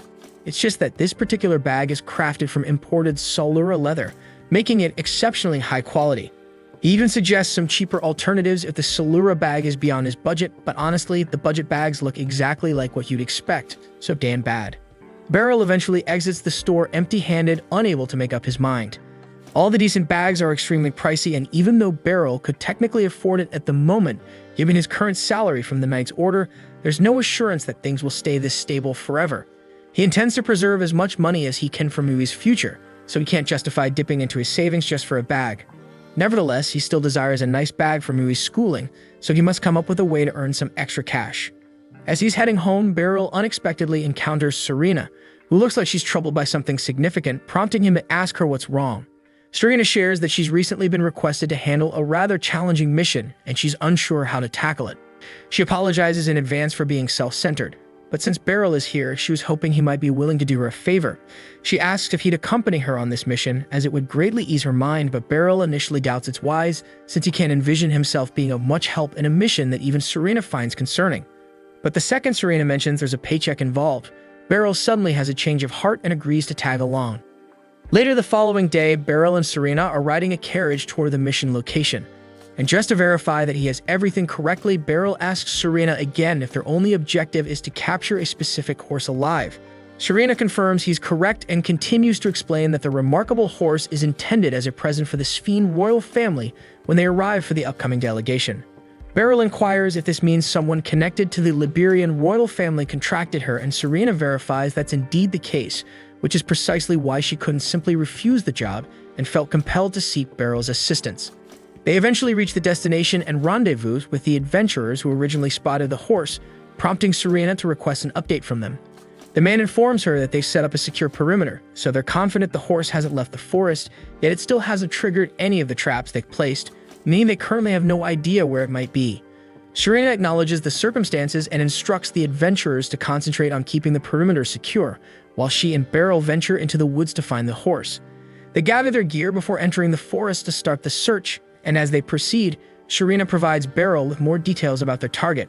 According to what they've heard, the horse has entirely white fur and a silver-colored mane, which makes it exceptionally uncommon and valuable. Beryl had previously hunted plenty of monsters during the days when he needed to guard his farmland. But this is the very first occasion he's been tasked with capturing one alive, and it surely won't be simple, as this horse already managed to elude a group of exceptionally skilled platinum-level adventurers. Eventually, they discover a set of hoof prints left behind in the mud beside a small watering spot, indicating that the horse recently visited the area, but given its apparent intelligence, Beryl doubts it'll return to a spot where its tracks are easily noticeable.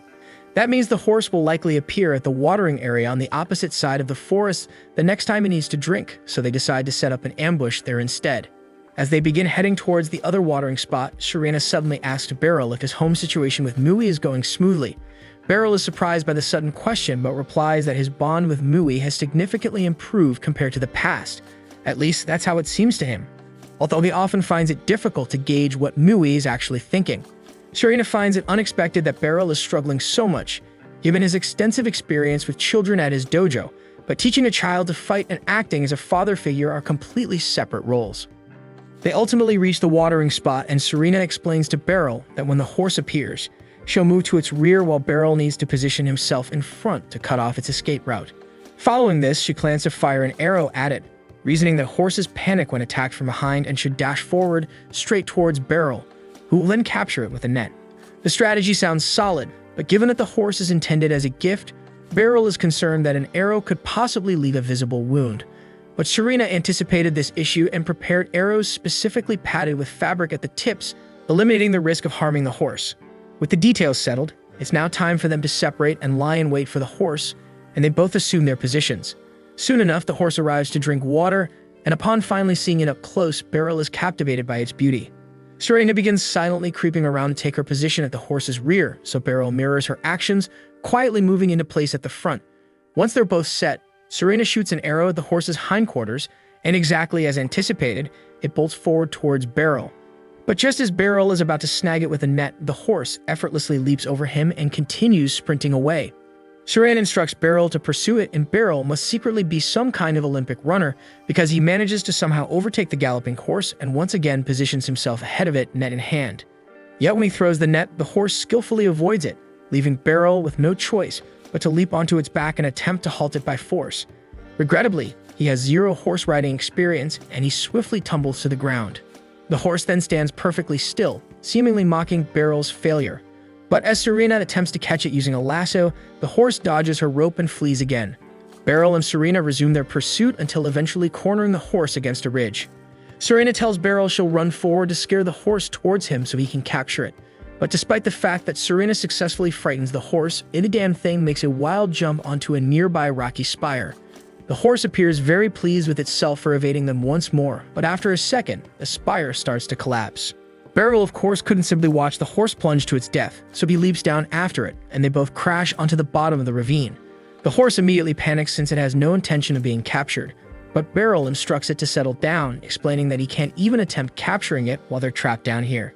It's impossible for Beryl to scale that rock face, and the horse clearly isn't capable either, leaving them with the sole option of crossing to the opposite bank of the river.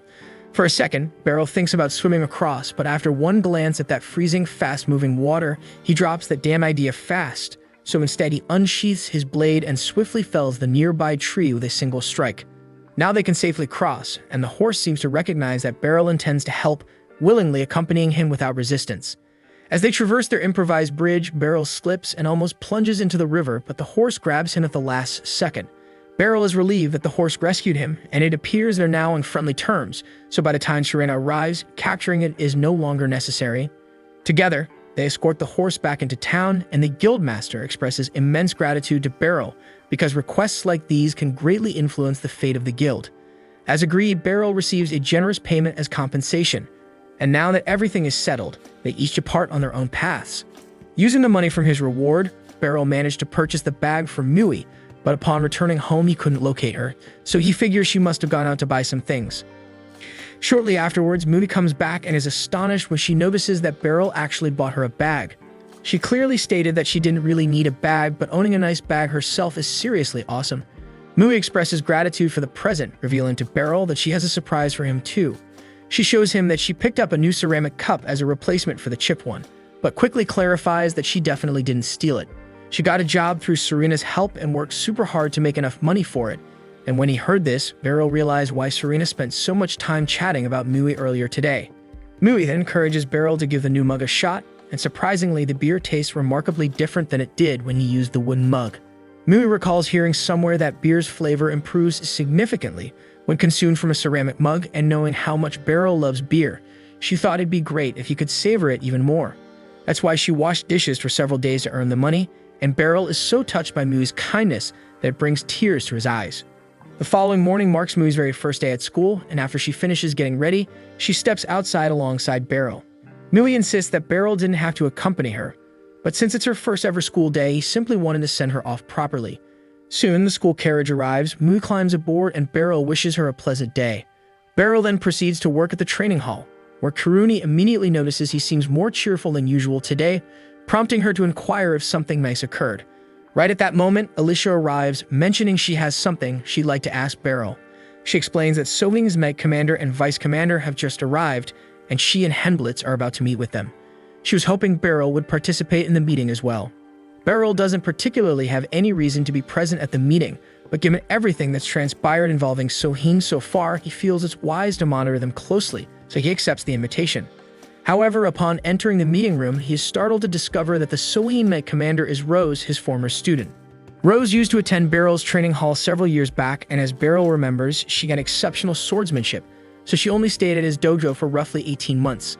Still, she appears unusually fond of him, and Alicia is beginning to feel envious. Beryl is amazed that Rose was chosen as the new Deputy Knight Captain of Sphene, but Alicia is curious about what became of Hinnis, the previous Deputy Captain, since this replacement happened so abruptly. Evidently, that topic is sensitive for Katoga, who insists he doesn't have the time to elaborate. Moreover, this meeting isn't just for idle conversation. Their main goal here is to get Rose acquainted with Baltrain Kingdom in advance of the delegation. Rose has actually never visited Baltrain before, so they're going to spend a few days here, letting her get familiar with the city's layout and potential hazards. Alicia suggests assigning a knight to show Rose around, but Katoga informs her that won't be required, disappointing Rose, who is secretly hoping that Beryl might guide her around the city. Later, after training concludes, Beryl prepares to head out for the evening, but as soon as he passes through the front gate, he spots Rose waiting there. He asks if there's something specific she needs, but Rose says she simply hoped to chat a bit, and if he's free, perhaps he could take her on a stroll around the city. Beryl has no reason to decline her request, so he accepts, and as they walk together through town, the two spend some time catching up on what each has been doing since their last encounter. Beryl inquires when Rose joins Sphene's Holy Knights, and she explains she basically enlisted immediately after leaving his dojo. Initially, Katoga personally scouted her, and she's been serving as a knight ever since, though she admits she would have preferred having a more relaxing couple of years first. Beryl completely relates since he was suddenly thrust into his role as special instructor, though he genuinely enjoys the position now. Rose confesses she deeply misses the old times when Beryl instructed her in swordplay while she dedicated prayers to Sphene's deity, but Beryl gently reminds her she's clearly doing very well now, considering becoming a vice captain is quite an achievement. Nevertheless, Rose insists she hasn't really earned the title herself. They urgently needed someone for the vice commander role, and she just happened to be around at the right moment. Rose and Beryl continue wandering through the city a bit longer, and Rose is taken aback by just how gorgeous the area is, so much that she jokes about potentially relocating here. Beryl reminds her she's currently serving as Deputy Knight Commander in another country's order, making any move a bit complicated. Nevertheless, Rose playfully asks if Beryl would welcome her in if she actually decides to move. Beryl considers this seriously for a moment. Someone as upbeat and friendly as Rose would surely be a positive role model for Mui, so maybe it could work out, but realistically that's impossible. As dusk approaches, Rose mentions she has to head back and they say their farewells. Afterwards, Beryl stops by the tailor to collect the new suit he ordered and decides to wear it right away, figuring he needs to get comfortable in it before the important event. It certainly looks sharp on him, though he's still somewhat annoyed at having paid $65,000 for it. Arriving back home, Mui is caught off guard seeing Beryl in formal attire, prompting him to explain he just picked it up from the tailor and decided to wear it home for practice. He asks her opinion, but after her initial surprise fades, Mui seems pretty uninterested. That makes Beryl worry the suit looks awkward on him, although that isn't quite what she implied. Regardless, she announces that dinner is ready, so he thanks her and heads off to switch back into his usual clothes. When he returns and takes his seat at the table, he's genuinely impressed by how much Mui's cooking has improved lately. Changing topics, he asks about school and Mui sighs, claiming she's already fed up. This immediately captures Beryl's attention and he asks what the problem is. Mui explains that her classmates keep driving her all over the place. Today they went to the library, yesterday it was the music hall, and the day before it was the art studio, making things really tiring. Beryl quickly realizes he was worried unnecessarily, reassuring her that her classmates are probably just trying to familiarize her with the campus. She admits they're likely trying to help, but the school is enormous, and all this exploring leaves her worn out. Today was particularly draining because during their library visit, she had to flip through enormous books filled with complicated words she couldn't grasp. Hearing that, Beryl suddenly remembers Mui struggling a bit when signing her admission paperwork, suggesting that her reading ability might actually be quite limited. Mui then asks Beryl if he could help explain the complicated words she doesn't understand, and Beryl perks up immediately, thrilled at finally having opportunity for some bonding time, so he eagerly tells her that he'll happily study alongside her anytime she wants. The delegation's arrival day has finally arrived, prompting Alucia to gather all the knights for one last briefing. The Prince of Sphene, Glenn, will remain in town for 3 days, and a team consisting of Alucia, Henblitz, and Beryl has been assigned the important task of ensuring the princess's safety. After the briefing wraps up, the trio goes to formally greet the princess. This is Beryl's first time interacting directly with royalty, so naturally, he's feeling extremely anxious. Salacia tells him she's heard plenty of great things about him from Alucia, so she's delighted to finally meet him face to face.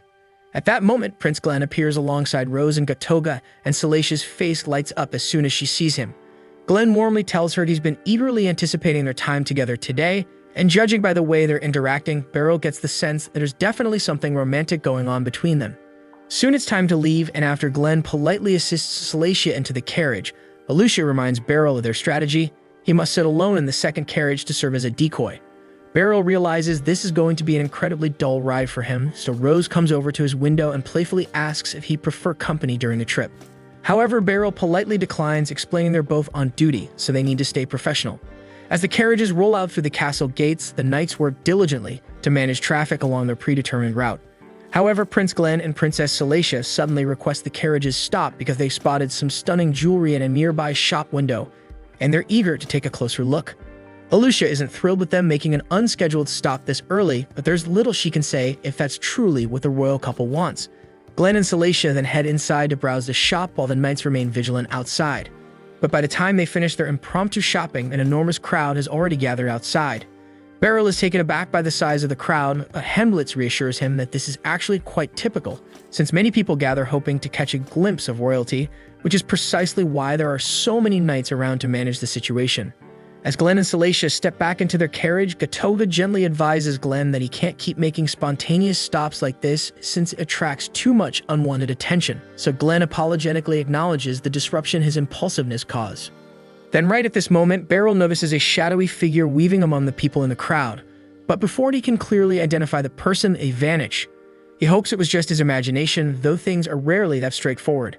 The convoy moves onward until reaching the next stop, where the prince and princess plan to have lunch. While the royal pair are enjoying their meal, Beryl approaches Alucia to share his concern over what he saw earlier. He mentions feeling an unsettling gaze coming from the crowd during the previous stop, and he's fairly sure it carried malicious intent. Although he couldn't confirm the presence of an assassin, he felt it was important to inform her anyway. Alucia is slightly taken aback since she'd been informed there weren't supposed to be any significant security risks for this visit, but both she and Henblitz take Beryl's warning seriously. Henblitz immediately goes to rearrange the knights to strengthen security around the prince and princess. Their next destination is the theater, where another crowd is gathered, prompting the prince and princess to smile and wave in greeting. Then out of nowhere, 3 masked figures burst from the crowd and rush for the royal couple. The knights instantly respond, confronting the attackers to protect the royals. Strangely enough, when Beryl intercepts one of them, the attacker ignores him completely and runs right by without engaging. He senses no killing intent from them either, confirming his suspicion that they're merely decoys, a suspicion soon validated when additional assassins drop down from nearby rooftops, releasing smoke grenades. Beryl shouts a warning about the new attackers, prompting Alucia to order a small group of knights to escort the prince and princess inside for safety, while the remaining knights engage the assassins. Thick smoke rapidly fills the area, obscuring everyone's vision, yet Beryl still manages to block an assassin's strike. Upon closer examination of the assassin's blade, he sees it's poisoned, making even a single hit deadly. Determined to uncover who is behind this attack, Alucia instructs the knights to attempt capturing at least one assassin alive. But that's far easier said than done, as these attackers clearly have no intention of fighting fairly. One even resorts to throwing sand into Henblitz's eyes during their clash. Meanwhile, Beryl is doing his best to fend off another assassin, but the attacker surprises him by mixing punches and kicks into their swordplay, momentarily throwing him off balance.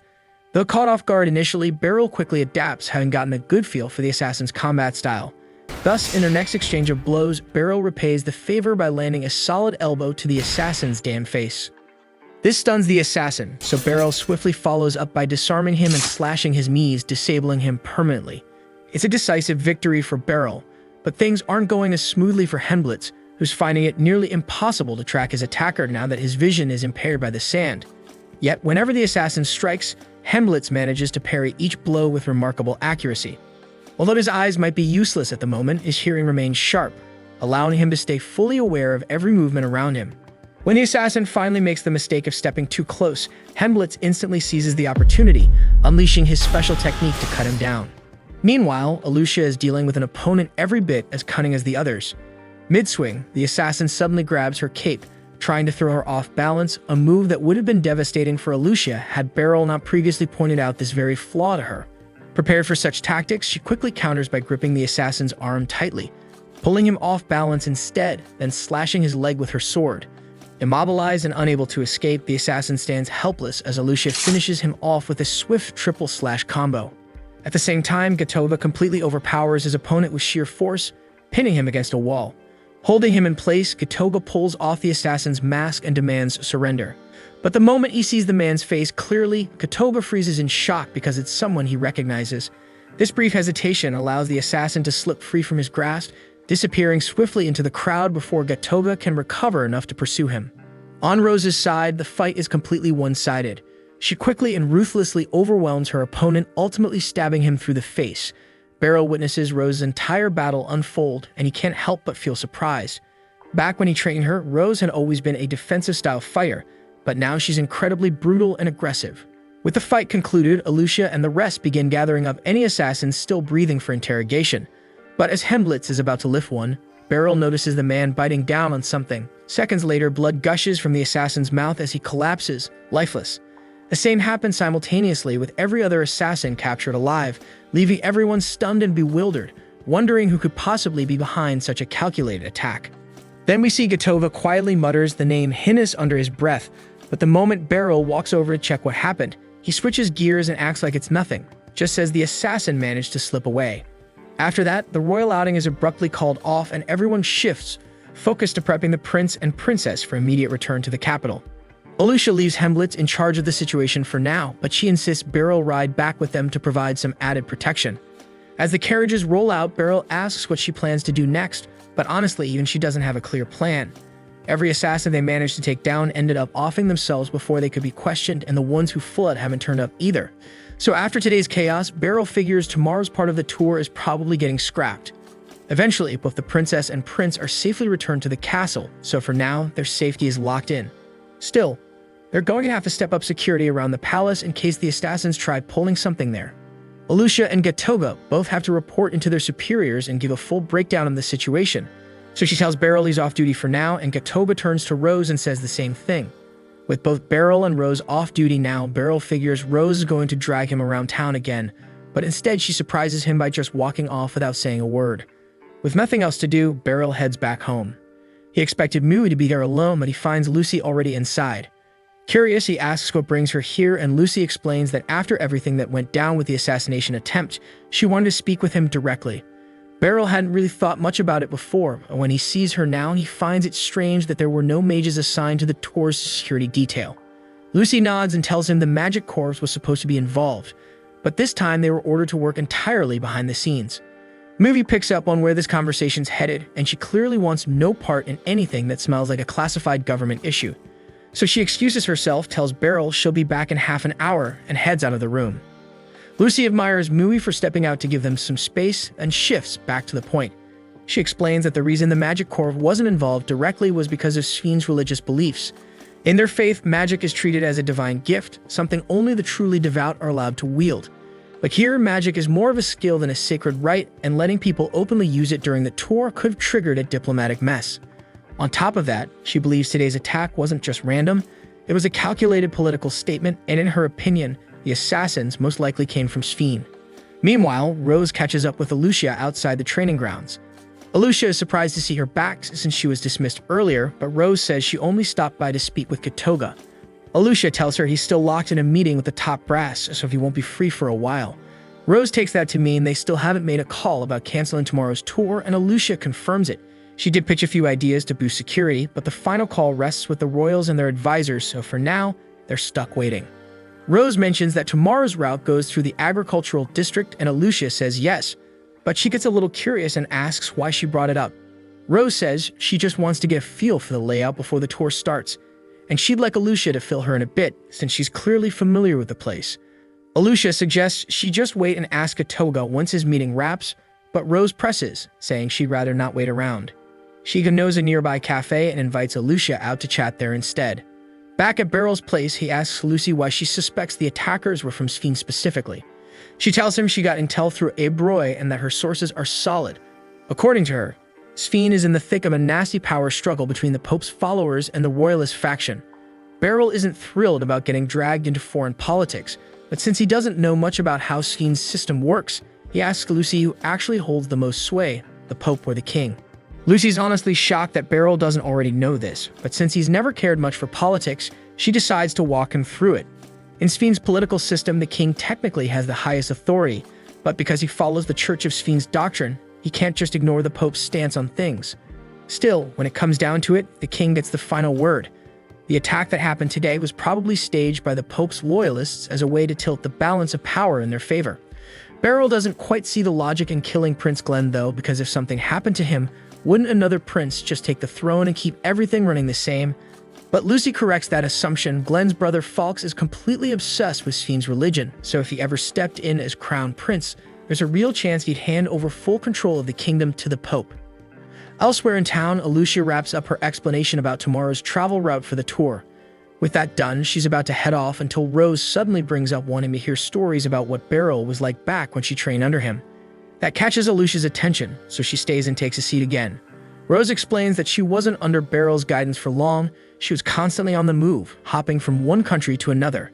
But the first time she saw him fight, his sword skills completely floored her, so from that moment, she was hooked. Alicia gets it. Beryl's swordplay is something else. Rose says it's been 5 or 6 years since she learned from him, but she's curious what it was like for Alicia back then. Alicia explains that during her time as Beryl's student, she was still just a kid.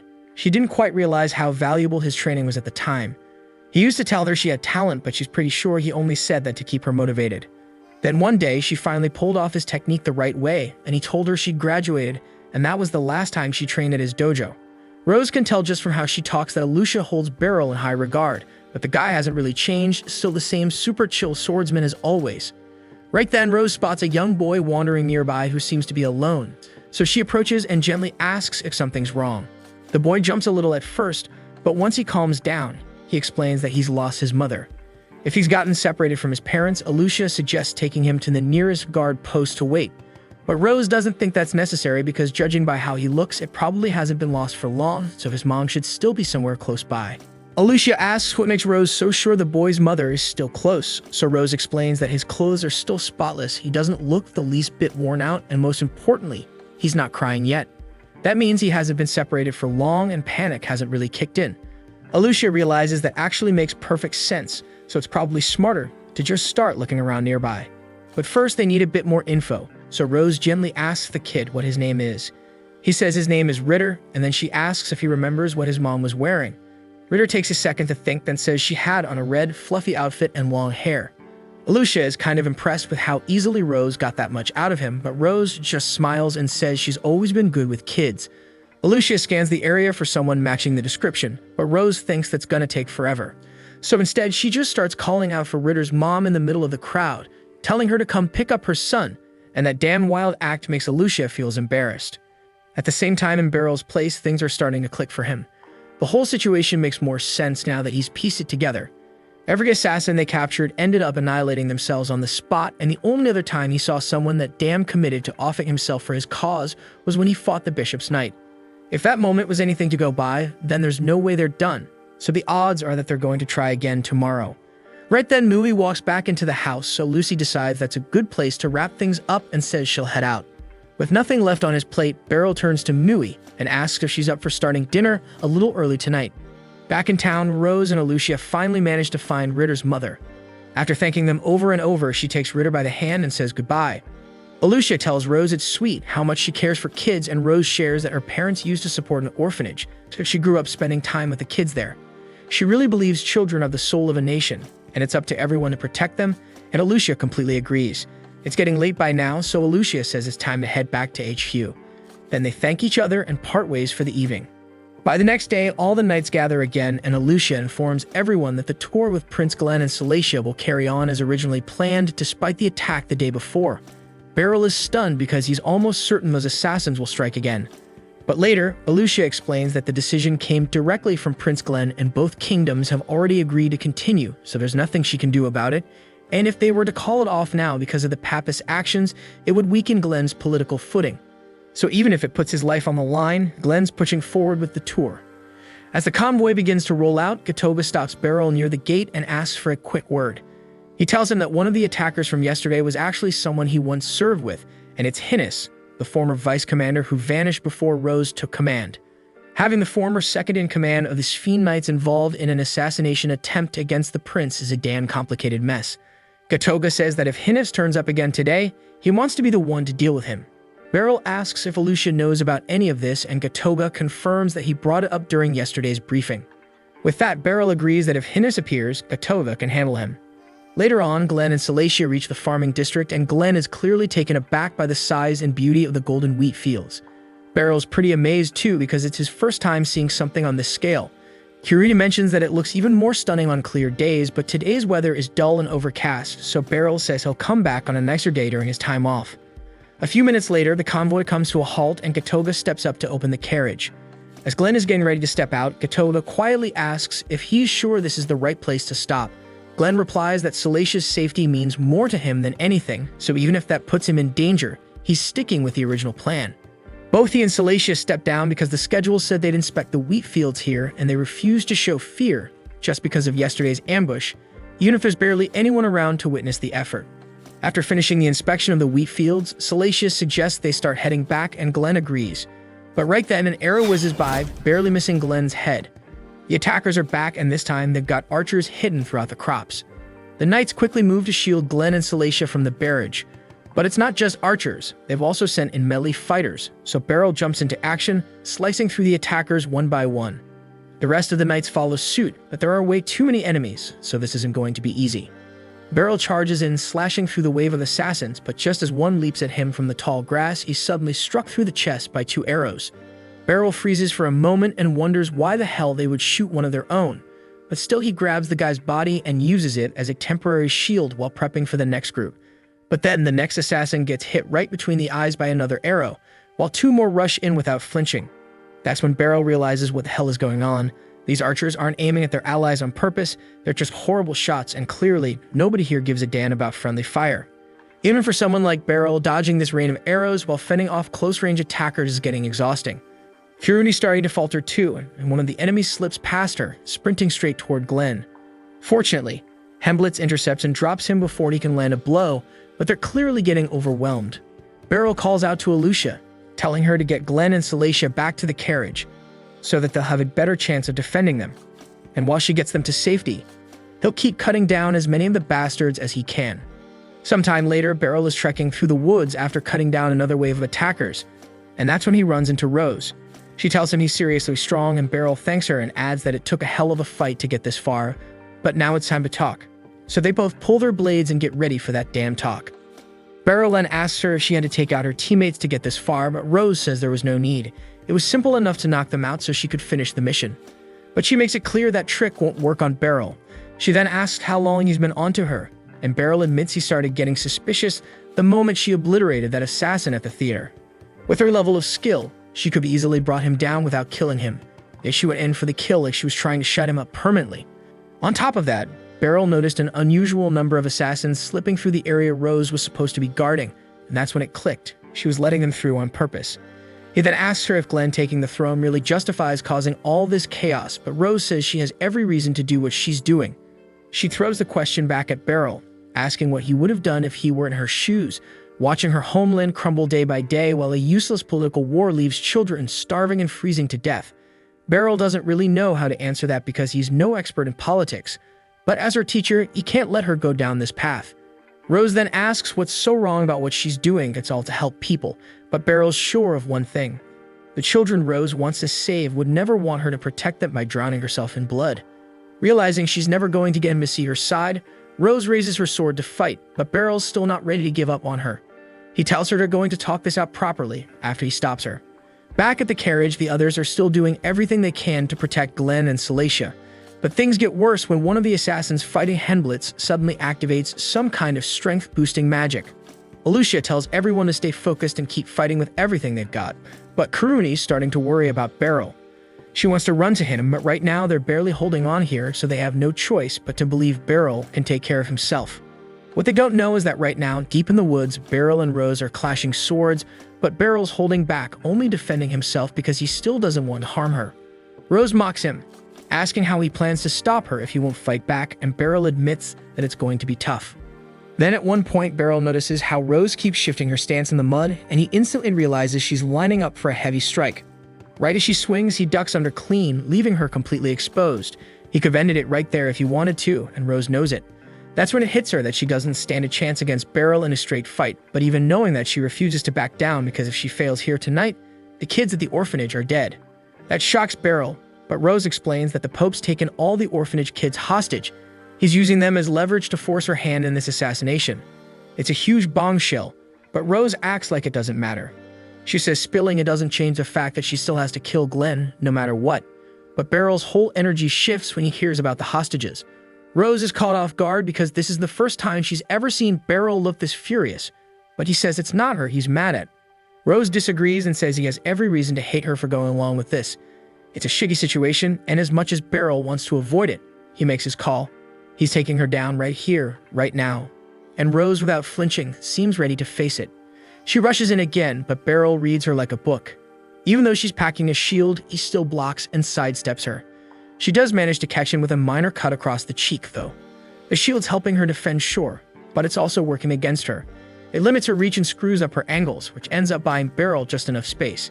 He lunges forward, swinging hard, but Rose blocks every hit, keeping up the pressure. It's a grind, and Beryl's having a rough time reading her rhythm with that shield blocking half his view. Still, little by little, he starts to see a gap. Then Rose commits to another strike, and that's when Beryl makes his move.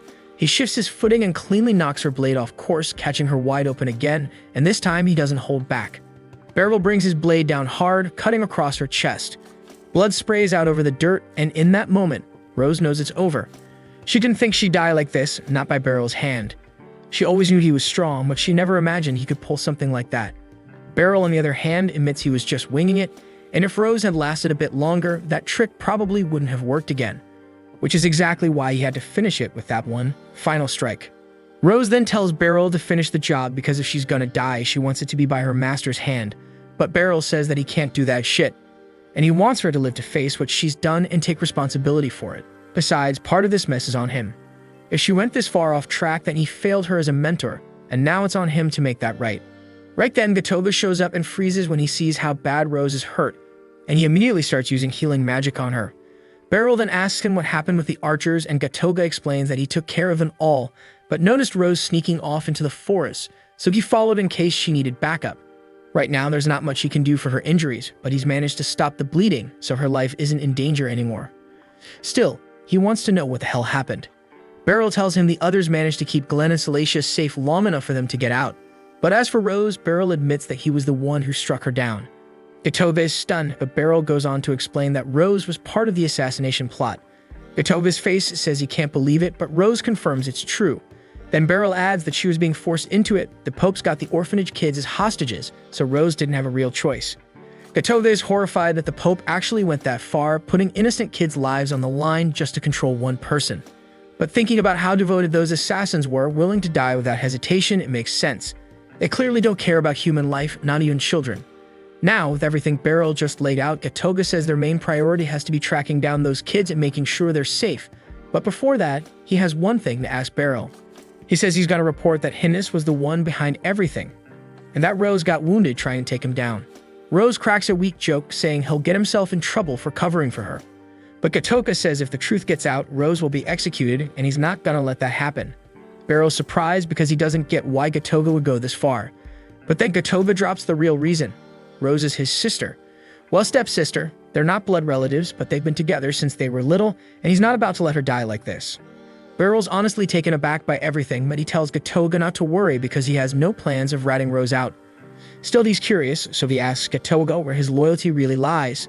The Pope or the Prince? Gatoga says that as Knight Commander, he's supposed to stay neutral when it comes to political games. But if we're being honest, he's on Prince Glenn's side. Rose, however, isn't so convinced about the royal family. She says she's got reasons not to trust them, mainly because the Pope told her the royals pinned a bunch of false charges on Bishop Rivios. That grabs Beryl's attention, and he asks what she means. Rose explains that Rivios was accused of twisting Holy Scripture for selfish reasons and breaking divine taboos. Rumor has it the royal family made the whole thing up, but Beryl shuts that down quick and says that Rivios absolutely did all of it. He knows because he's the one who brought the bastard down and he saw it all himself. Rivios recruited criminals to steal corpses and try using them to pull off a resurrection miracle, even though that kind of sorcery is totally off limits. Rose is floored because she suddenly realizes that the Pope has been feeding her lies from the start, and now she's not even sure if his promise about saving the orphanage kids was ever real. Beryl says he's never met the Pope himself, so he can't say what kind of man he is, but based on everything, he tells Rose to seriously rethink where her loyalty stands. It's a tough pill to swallow, but Rose gets it now. Everything she did might have been pointless. Still, now that she knows the truth, she says she's not ready to die, not until she's made things right and chased real justice. But for now, she's still in bad shape, so Gatoga picks her up and gets ready to take her back. Beryl tells him to look after her, and Gatoga says he'll do what he can, but reminds Beryl that they're walking a dangerous line here. So if he wants to protect Rose, he has to keep every single thing that happened today under wraps. At the same time, Alucia, Kiruni, and Henblitz had taken out all the attackers near the carriage, though they couldn't let their guard down just yet in case more were hiding nearby.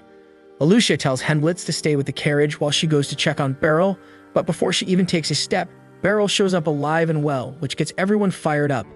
He says he followed Rose into the woods to deal with the assassins, but she got seriously injured in the process, so Gatoba had to carry her off to get help. Still, he doesn't think there'll be any more ambushes coming their way, and hearing that Alucia says she'll go arrange for some fresh horses so they can head home right away. Once they're back at the training hall, Alucia fills Beryl in on the higher-ups' decision. The agriculture district tour is officially done, and since their squad made it through with barely any losses, the whole thing won't cause any problems for the royal family's public image. That said, they'll still have to pay up for the farmland and crops that got wrecked during the chaos. Right then, one of the knights walks up and hands a letter from the royal family to Alucia. When she reads it, she finds out she's been invited to a formal banquet in recognition of her outstanding performance.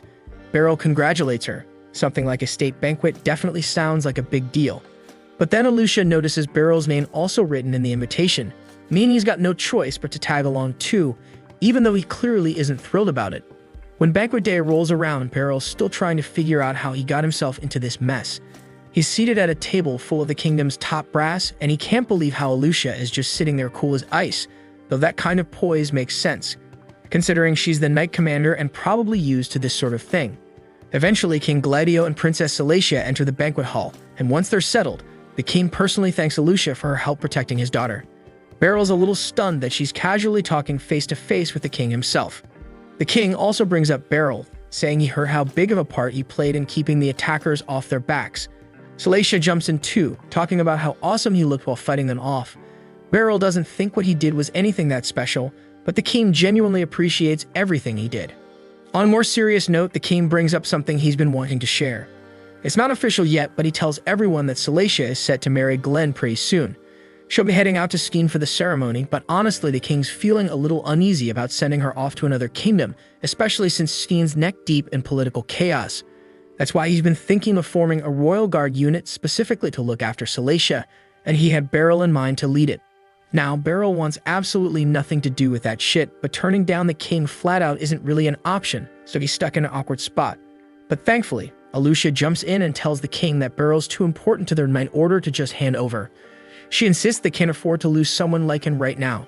Since she's so firm on that, the king backs off on the royal guard idea, but he still has one last thing to bring up. He says he's heard Beryl is a sword master, and hopes he'll live up to that title by continuing to serve and protect the nation. Beryl's caught off guard by the sword master remark, so he figures Alucia probably mentioned that at some point. He's not really in a spot to deny it now that the king said it out loud, but deep down Beryl feels like that kind of title is way too much. After all, he's never even managed to be his old man in a proper duel. Once the banquet wraps up, Beryl heads home and shows Mu the gift he got from the palace. It's this elegant glass dish, but it looks too fancy to actually use. He doesn't want to just stick it on a shelf either, so now he's got to figure out what the heck to do with it. Back in Beryl's hometown, his father receives the same glass plate because Beryl had it shipped out to him. With it came a letter explaining that Beryl was given the dish after being invited to a royal banquet, but he couldn't bring himself to use or display something so nice. He figured his dad would appreciate it more, and he also mentions that the king called him a sword master, but says he doesn't feel worthy of it yet. Beryl's father shakes his head, wishing his son would finally realize just how talented he really is. Still, he understands that Beryl's only that humble because he knows there's always more to learn. And honestly, he's looking forward to seeing just how far Beryl is going to take his sword talents.